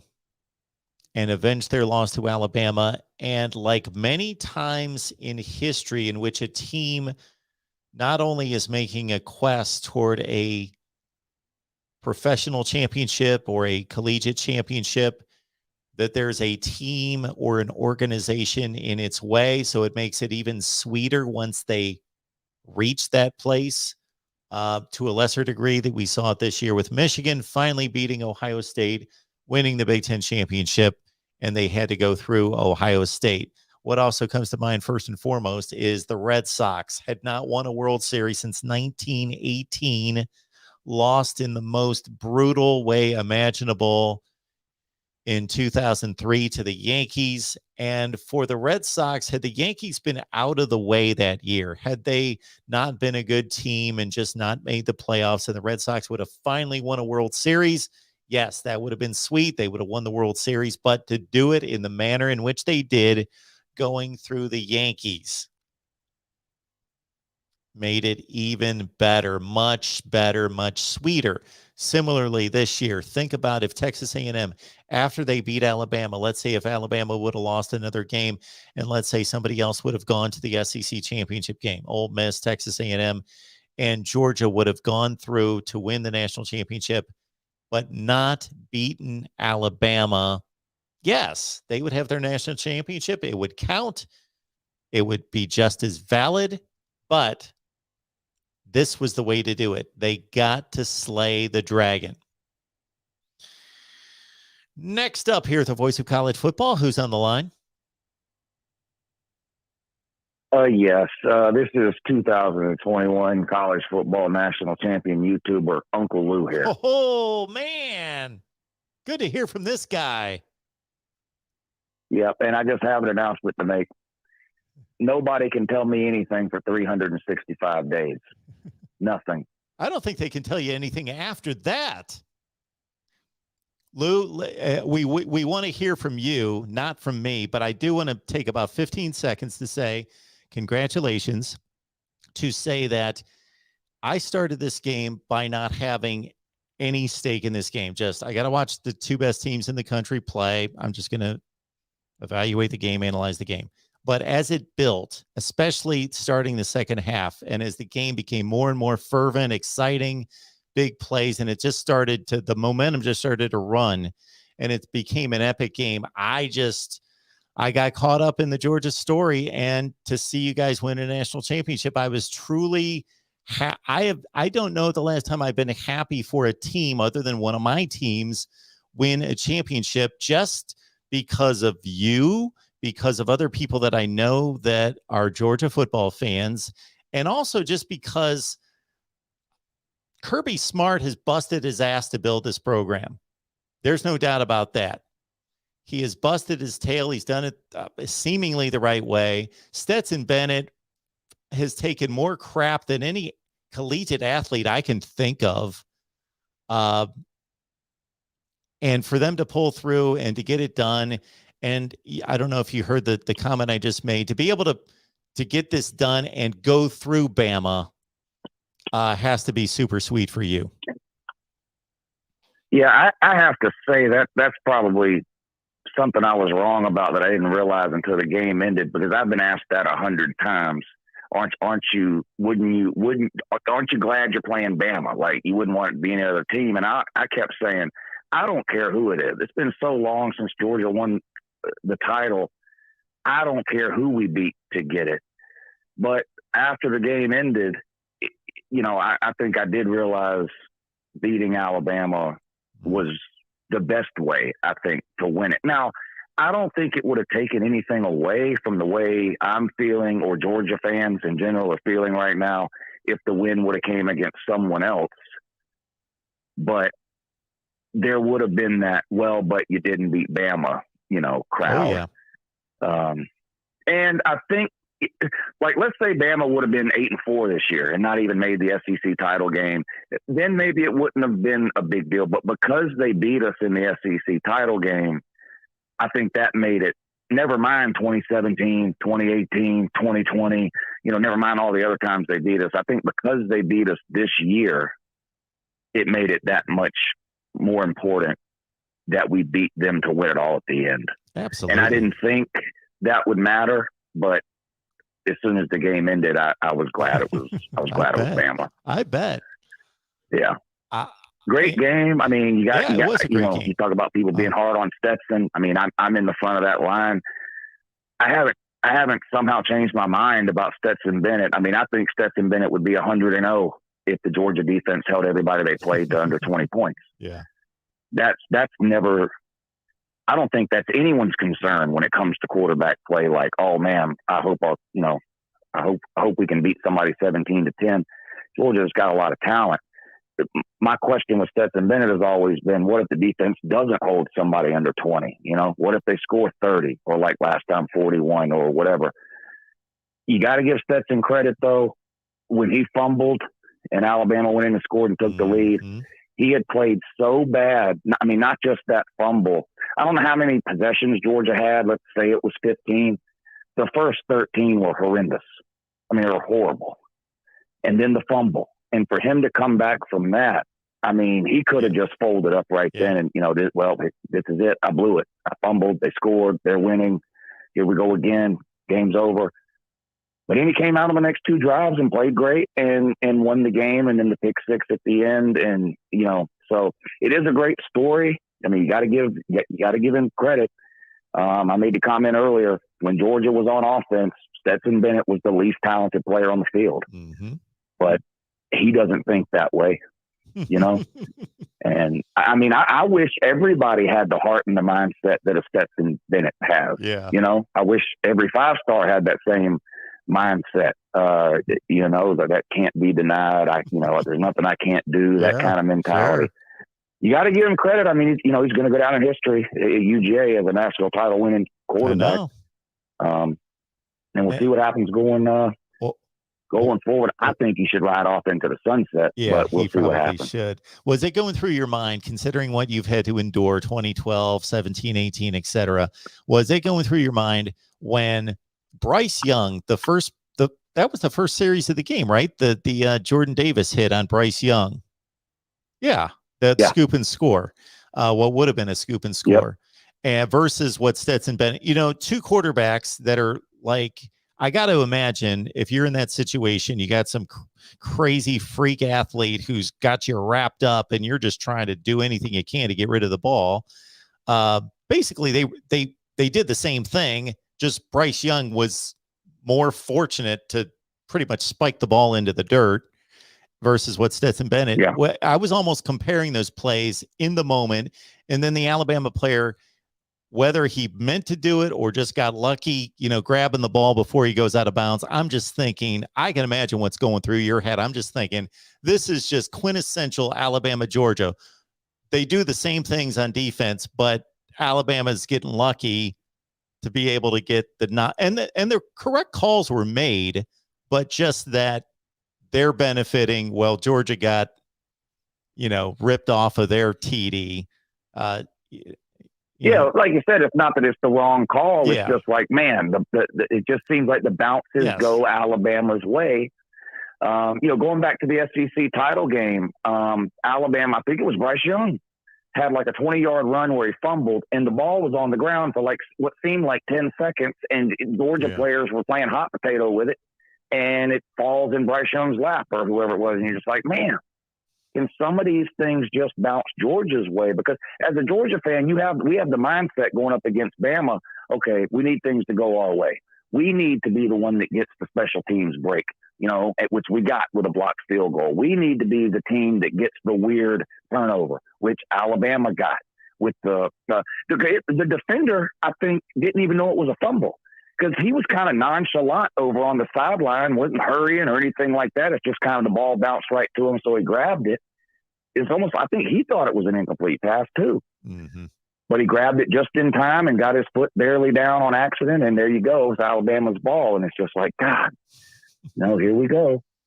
We're going to find a way to lose it again. How many people have and Georgia's offensive line in the second half? I mean, we couldn't run the ball at all. Yeah. We could, in the first half, second half, fourth quarter, especially blowing Alabama off the line. I mean, James Cook ended up with like 7 carries for 70 yards, something like that. I mean, it was a great game. Hey, Lou, if I've taken a zillion comments in the last month about this, you've probably taken, 1,000 times more than this. How many people have trashed your defense since the SEC championship game to say, oh, see, you didn't play anybody and you guys were overrated and all that. And look, tonight they gave up nothing but field goals and a 15-yard touchdown drive that maybe shouldn't have even happened. And I never bought into that. I mean, Georgia's defense, for whatever reason, had a really bad game in the SEC title game. Not much different than Alabama's offense had a really bad game against Auburn the week before the SEC title game.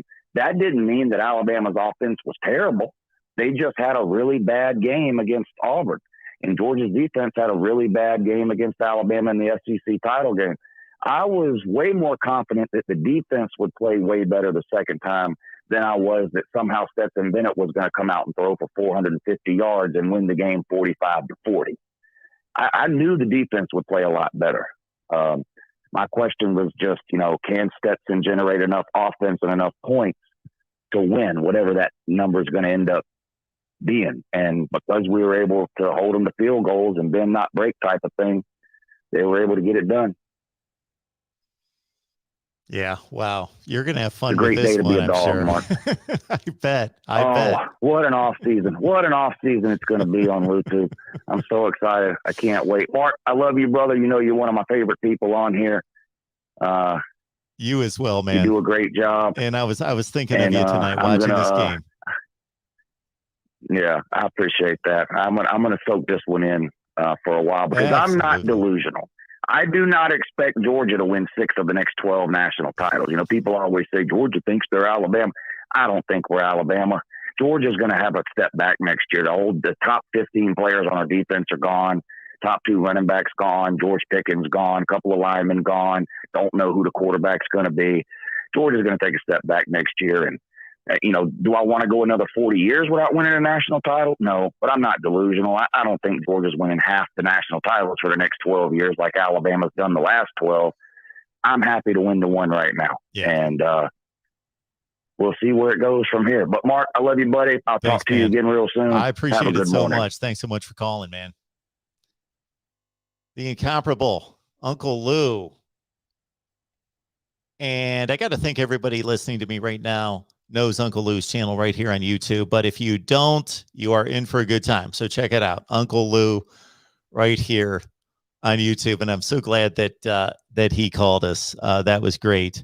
And shoot, I was in the standard media for 11 years myself. So I probably asked this kind of question myself, although I was never in a national championship or Super Bowl championship locker room, but a lot of other locker rooms. But I hate when these guys are asked, the players and coaches, when they're asked, what about next year? Can you win it again next year? I'd be thinking, you know what? Good Lord, I just busted my tail for 4 hours. Didn't you just watch what we went through? And we lift weights every day. We run, we puke our guts out. We do all this stuff. Can you just let it rest for a day? Can we just bask in this celebration right now? Can you just let us be for one day? So before I take this next phone call, our guy from Get Business Credit, thank you so much for that, Josh Van Hoen over on Business Credit. Get Business Credit. It's a channel right here on YouTube. If you got a small business or you want to launch a small business, you've always had the dream of a small business, head on over to Get Business Credit and he will hook you up with financing. Even if you don't believe you've got the financing personally or the credit or don't want to give up your social security number, no problem. Josh is your guy. Yes, Josh, be in touch soon. We appreciate you stopping by, and thank you so much for the contribution there, Josh. Again, it's Get Business Credit right here on YouTube. All right, let's take our next call. Right here at the Voice of College Football. Who's on the line? Hey, Mark. It's Alex from Boone calling again. Hey, wait, calling again? I've called in before in past shows. Oh, but not tonight. No, not tonight. Okay. No. Okay. No, I know. Thank you. How you doing tonight? Congratulate. I'm doing great. Good. And the Georgia Bulldogs. I wanted to talk Georgia defense. As a Michigan fan, it made me feel a lot better to see Alabama have the same struggles. But you hear on this and other pages that Alabama's fans are complaining, injuries cost us that. We would have won without injuries. Do you think Williams and Mechie being out really impacted this game that much? Or was Georgia's defense just good? I hate to take credit away from a victory of this magnitude. Two best wide receivers on the team. And it's not a talent thing. It's not so much a talent thing. And Kirk Herbstreit outlined this several times when he just saw Bryce Young and the receivers not necessarily in sync. And I think that was pretty obvious. They don't practice together. The ones practice with the ones and the twos practice with the twos. And so it's difficult to in the moment, but it's part of football. But we can only conjecture what the impact was. And I would be the last person on earth to say, if Alabama had Jamison Williams and John Mechie, they would have won the game. I don't play that game. I don't do it because we don't know. But it's reasonable to think that they are the starting receivers. And if you watch Alabama football, in particular, that John Mechie was the reliable, the dependable one, and Jameson Williams took the top off the defense on a regular basis. He was irreplaceable in that Alabama offense. Yep, I definitely agree. I would definitely have to agree about that, especially because you could just see Bryce Young was putting those passes on a platter, and they were very odd drops.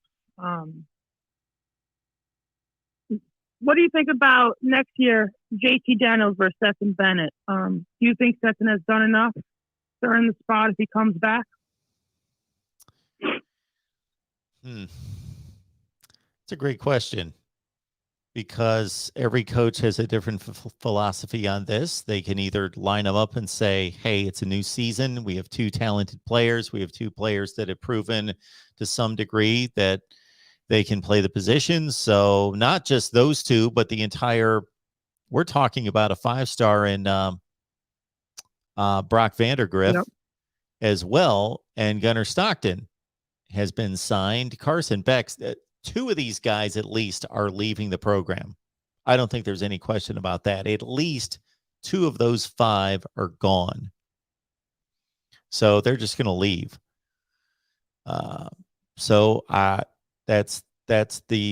That's why Kirby Smart makes $8 million a year. It's to decide whether he wants to lead a program that says Stetson Bennett earned the starting job. He won a national championship and played well in the national championship game, relatively well.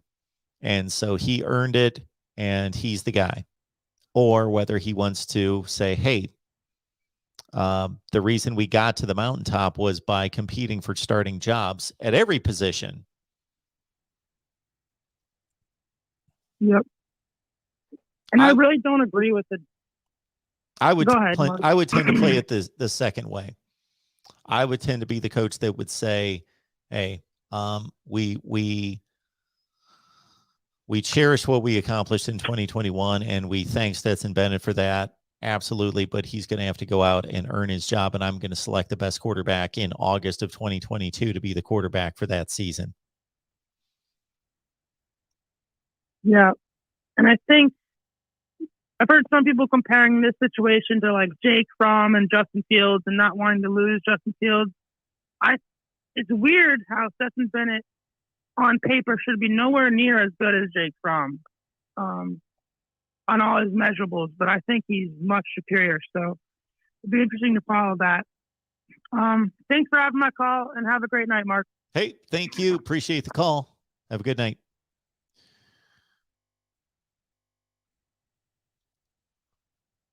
All right, let's keep it rolling here at the Voice of College Football. Who's on the line? Hey, Mark, I'm calling from my son. It's not my phone call. It's his. He's sitting right here. Say hi, Ben. Hi, Ben. See? Anyway, this is what he wanted to know. How many points did Georgia score? Wait, whoa. George. Come on, go along. George, go along I with love it. you. They scored 33 Okay, points. so we're setting this up for some kind of knuckleheaded joke. Okay, Oh, 33. absolutely. Here we go. I 33. waited like 30 minutes. Georgia scored 33 points, right? Yes. What is the number of their quarterback? 13, right? 13. Yes. So, how many moon cycles in the year? In the moon cycles of the year, in the Bible story, and God and Satan, all that, it says a third of the angels were thrown to the earth. It was 33 and a third of them. And the score ends up 33, and the quarterback's name was 13. Hey, I'm going to look into this and report back. I think I'm onto something, Mark. Georgia. It's going to be like, what's that guy's name, Tom? We're going to do a Da Vinci Code with you on this. You do that, George. Your mind works like no other. You keep working on that. Hey, listen. Yes. Even Georgia fans love me, so I'm okay. I'm cool. Good night, George. Love you. Oh, man. George. Breaking the rule, calling twice tonight, and then he calls in with that. Welcome into the Voice of College Football. Who's on the line? Hi, I'm Bryson from Chattanooga. Hey, Bryson. How you doing?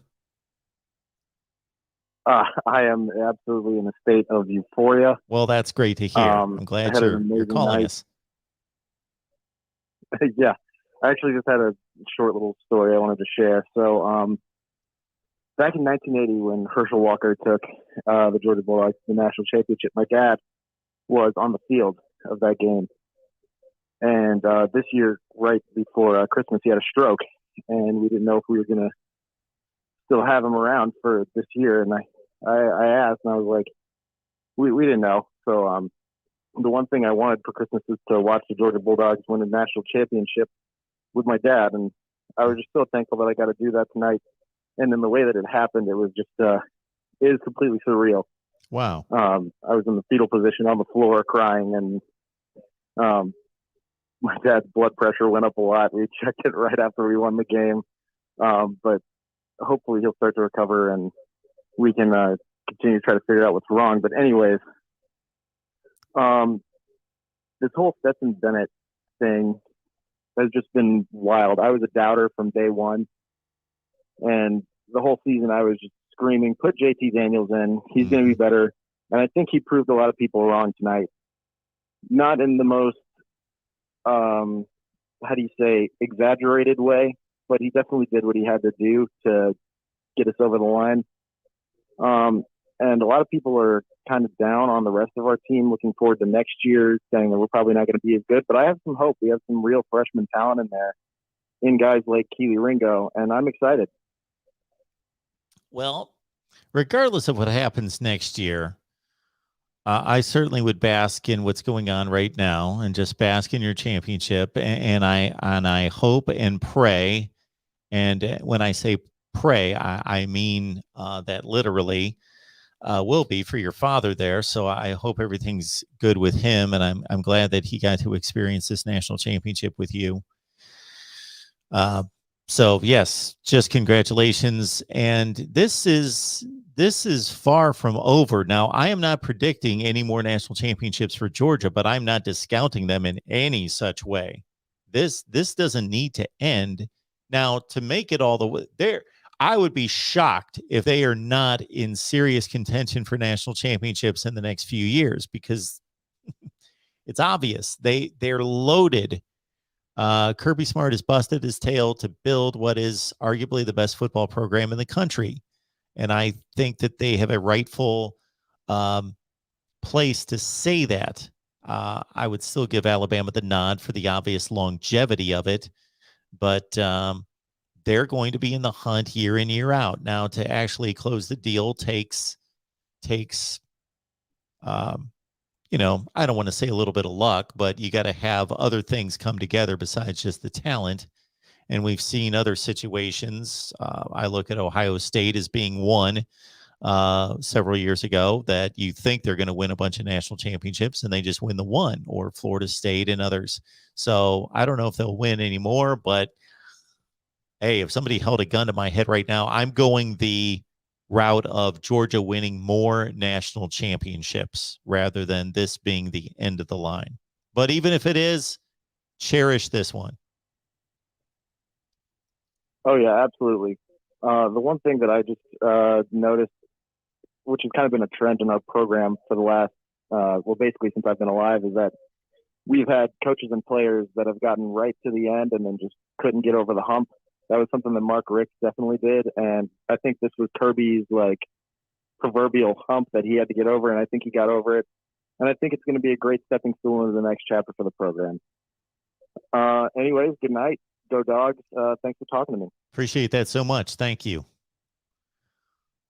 I would like to get to these super chats. Kyle, thank you so much for that. Another super chat coming in from Kyle.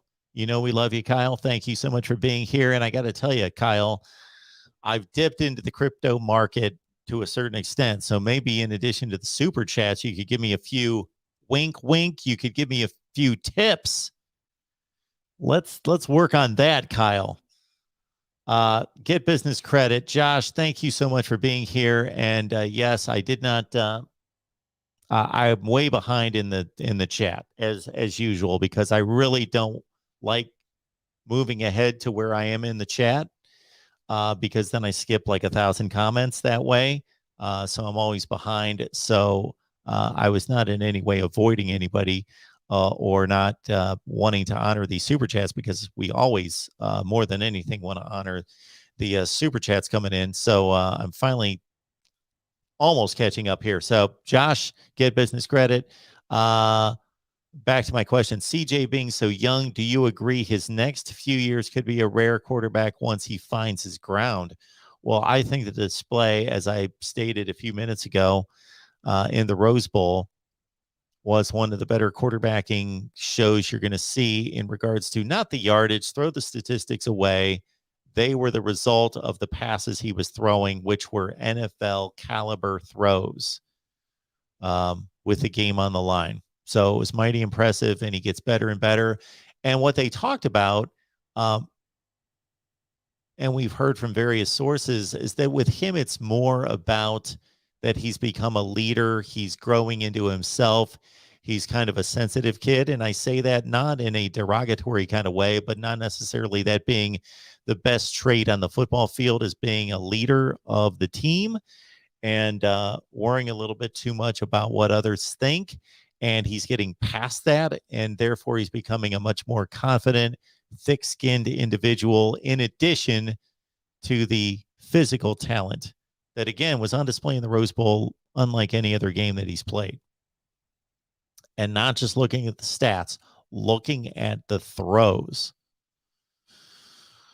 All right. I believe we've got another super chat to pick up. I'll see how many folks are on the line, and we will.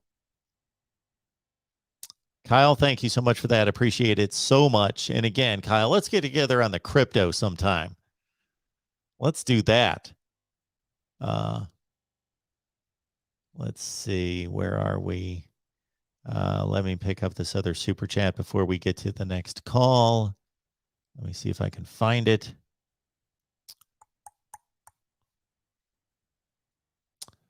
Uncle Rico, appreciate you being here, man. Thank you so much for that.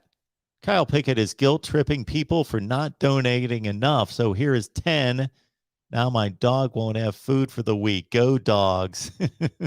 Uncle Rico, be kind to your dogs. Be good to your dogs. We don't want anything to happen to those precious dogs of yours.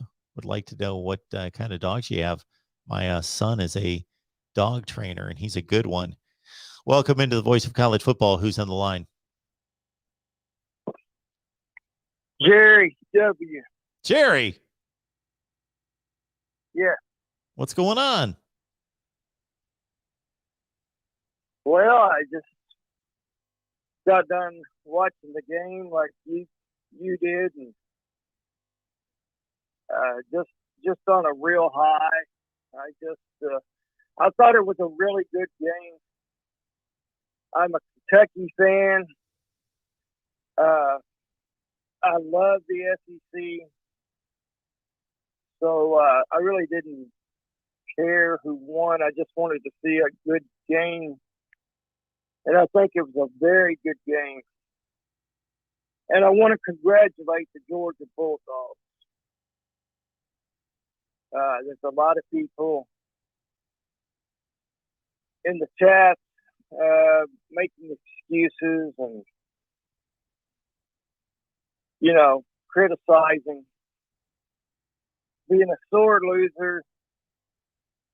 And I've been typing in the chat that, hey, don't be the prodigal son brother. Nobody likes that guy. So don't be him when your team loses, and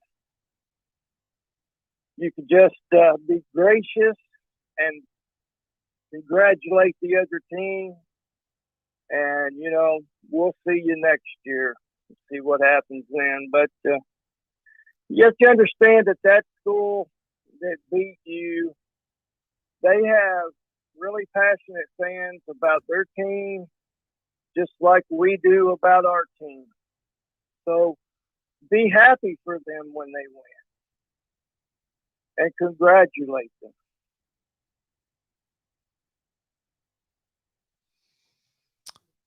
Well stated. That's the spirit of college football. We get down here, and of course, you're going to go after your rival and other teams, and you're going to defend your team and go after their teams, and we have fun with that. But when it all comes down to it, hey, they're just out there playing ball, and we're just people having a good time. Yeah. Another thing I want to talk to you about, Mark, is it's kind of a dilemma going on with the new national champion, with the University of Georgia. If they go after Caleb Williams, then most likely the next year in the 2023 class, Arch Manning is going to commit to Alabama. So if they get Caleb Williams and they lose any chance of getting Arch Manning, and Arch Manning, he is saying that the schools that he enjoyed visiting the most were Georgia and Alabama. So I think if Williams goes to Georgia, you can pretty well expect Arch Manning to sign with Alabama. And that may be the one reason you haven't heard hardly anything coming out of the University of Georgia about pursuing Caleb Williams.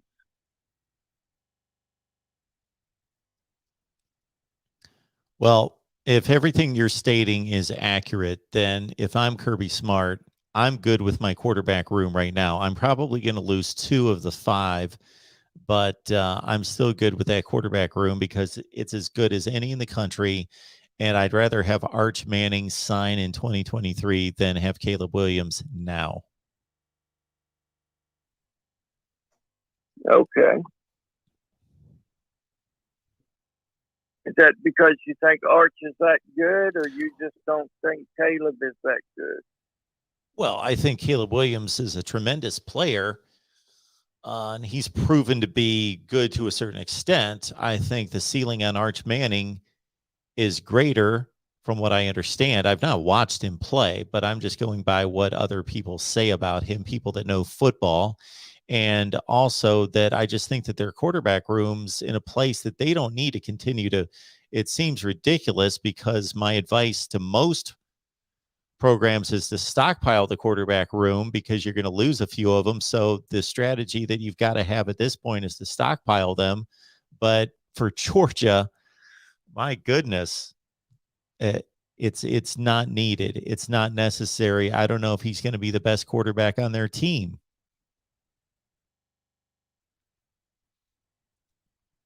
I don't think he will be. You think Stetson Bennett is the guy? Well,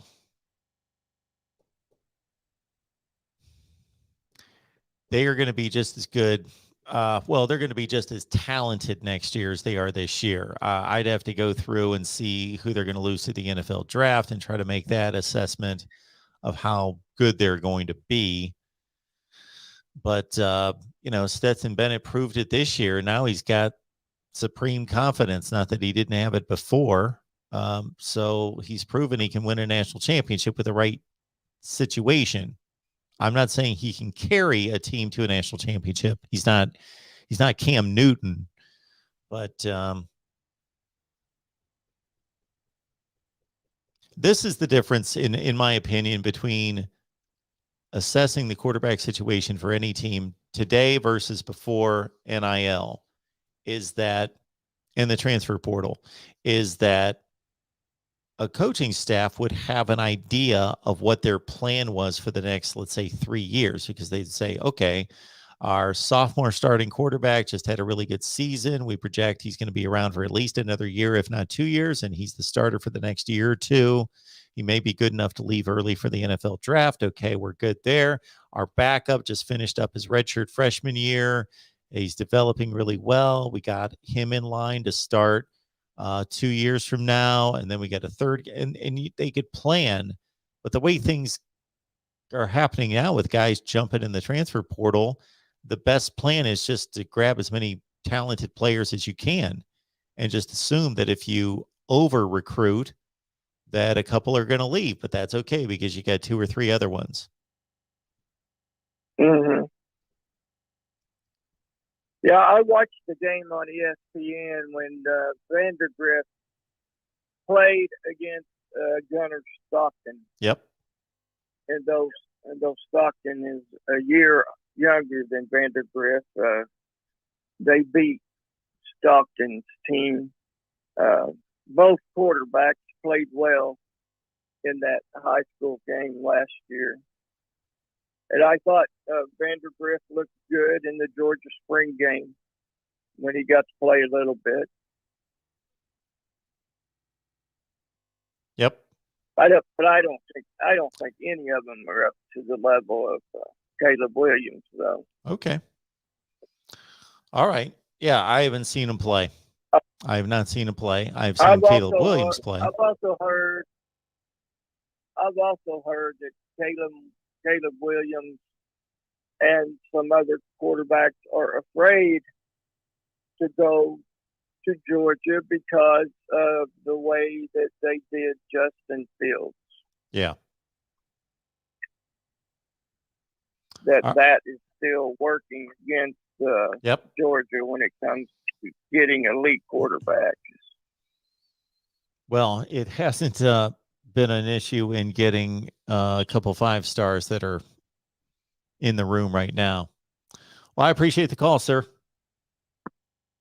All right. Thank you. Have a good night. All right. We got 2 folks on the line. Let's take these 2 calls, and then I'm going to shut it down for the night. Why don't we do that? Welcome into the Voice of College Football. Who's on the line? Hey, this is Jim Gallagher. Hey, Jim. How you doing? I'm doing well. I'm going to keep this short so you can go ahead and get off the air and go get some rest. I thought we watched a really, really good football game tonight for 3 quarters. And I'm going to say something I haven't heard anyone else say so far. I think about at the 10-minute mark of the last quarter, it was pretty apparent to me that the Georgia offensive line had our D line whipped, physically whipped. Mm-hmm. And I think that was the turning point in the game when the Georgia running backs started picking up 5, 6, 7 yards a clip. That meant that our D line was just wore out. And they whipped us physically. And really, throughout the game, it was tight all the way on both sides of the ball until that point in the game. And I want to congratulate the Georgia Bulldogs and Kirby Smart on having the win tonight. And I want to say that the Georgia Bulldogs have a great football team. And I'm not ashamed or embarrassed about anything Alabama did because those kids played their hearts out tonight and they just came up a little short. Well stated, sir. Appreciate the call. Mm-hmm. Have a good night.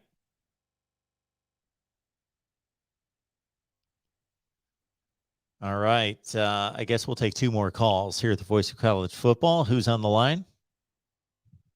Hey, Mark, it's Derek. Say hi, Derek. Anyway, he just got over. We watched the game. But why don't we just let these young men play? What's up with all the penalties and, little decisions about what just happened? I mean, this is getting ridiculous, isn't it? So Can't we just let the guys play a game of football? Well, the whole referee thing is getting a little ridiculous, isn't it? I mean, sometimes you can grab the guy. Really? Now, come on.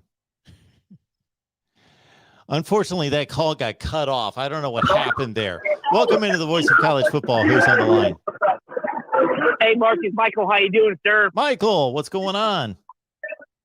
Not much. Just left Lucas Oil Stadium a few minutes ago. Just getting something to drink and eat before I head back home to West Lafayette.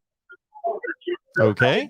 Yeah. So how'd it go for Yeah. you tonight? So just to let everybody hang on just a second, Michael, just to let everybody know what Michael's talking about here. So Michael worked as a freelancer for ESPN at the game in Indianapolis tonight. So it's a little bit loud behind you, Michael, but yeah. so how'd it go tonight? Can you hear me? Yes. How'd it go? It was good. Good. It was good. And I was thinking, I was surprised that nobody scored a touchdown in the first half. It was a defensive struggle. Then I guess on that long, when they had that, White had that long 67-yard run, it's when things started going. And I'm surprised it took so long. But I got to give it to credit for Stetson Bennett having a hell of a game, back-to-back games. Yes, he certainly did. But what's that going to do next year for him in JT Daniels? What is that going to do for him? Yeah, is he going to stay or is one of them going to transfer? I have no idea what he's going to do. I couldn't tell you. I don't know what his aspirations are. I don't know what he believes is his potential toward the next level. Michael, you got plenty of noise on the line. I know a lot's going on. We're going to let you go. Call back some other time. Appreciate it. Are you going to be on tomorrow? We'll be on soon. Yes. All right. Talk to you then, Mark. Have a good one. See ya. Yep. Bye. All right. I think we have about wrapped it up for the night, but we got Get Business Credits. Send us in a super sticker. Appreciate that. And also said, I'm at max daily super chat limit. Not sure this will even go through, but tomorrow or Wednesday, let's get on a Google Meet. Let's do it. Let me know, Josh. Just hit me up. Don't know if you've got my phone number, but you've got my email. So hit me up, Josh, and we will get together. Definitely. Thank you for that. Shoot. I've got a top 25 coming that actually makes sense.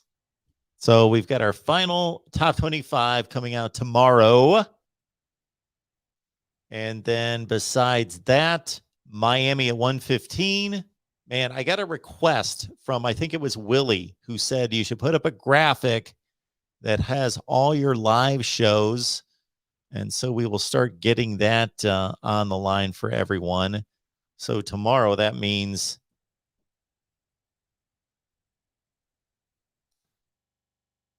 here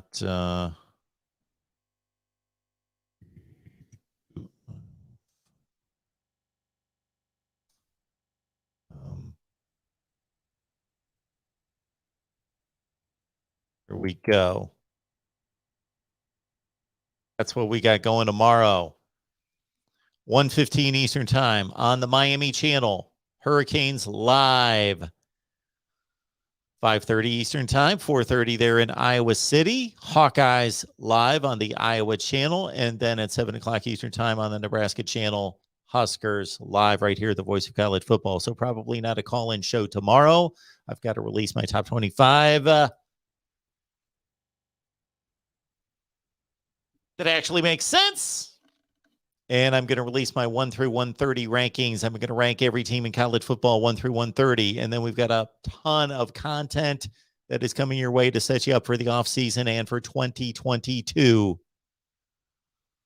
All right. Appreciate everybody being here again. Please join our shows down below. They're a good time as well. They are not just, they are just Miami, Iowa, and Nebraska shows, but we welcome in college football fans from all over. So we have all fan bases represented on those shows. So those shows, just for you people that aren't necessarily aware and haven't been here for long, those shows are not here on the main channel. We've got 25 team channels here at the Voice of College Football. So we've got a Miami channel, Iowa, and Nebraska.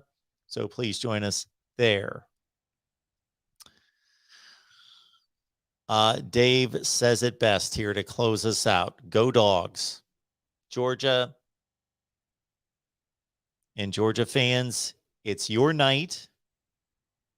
It's your season. The season belongs to you.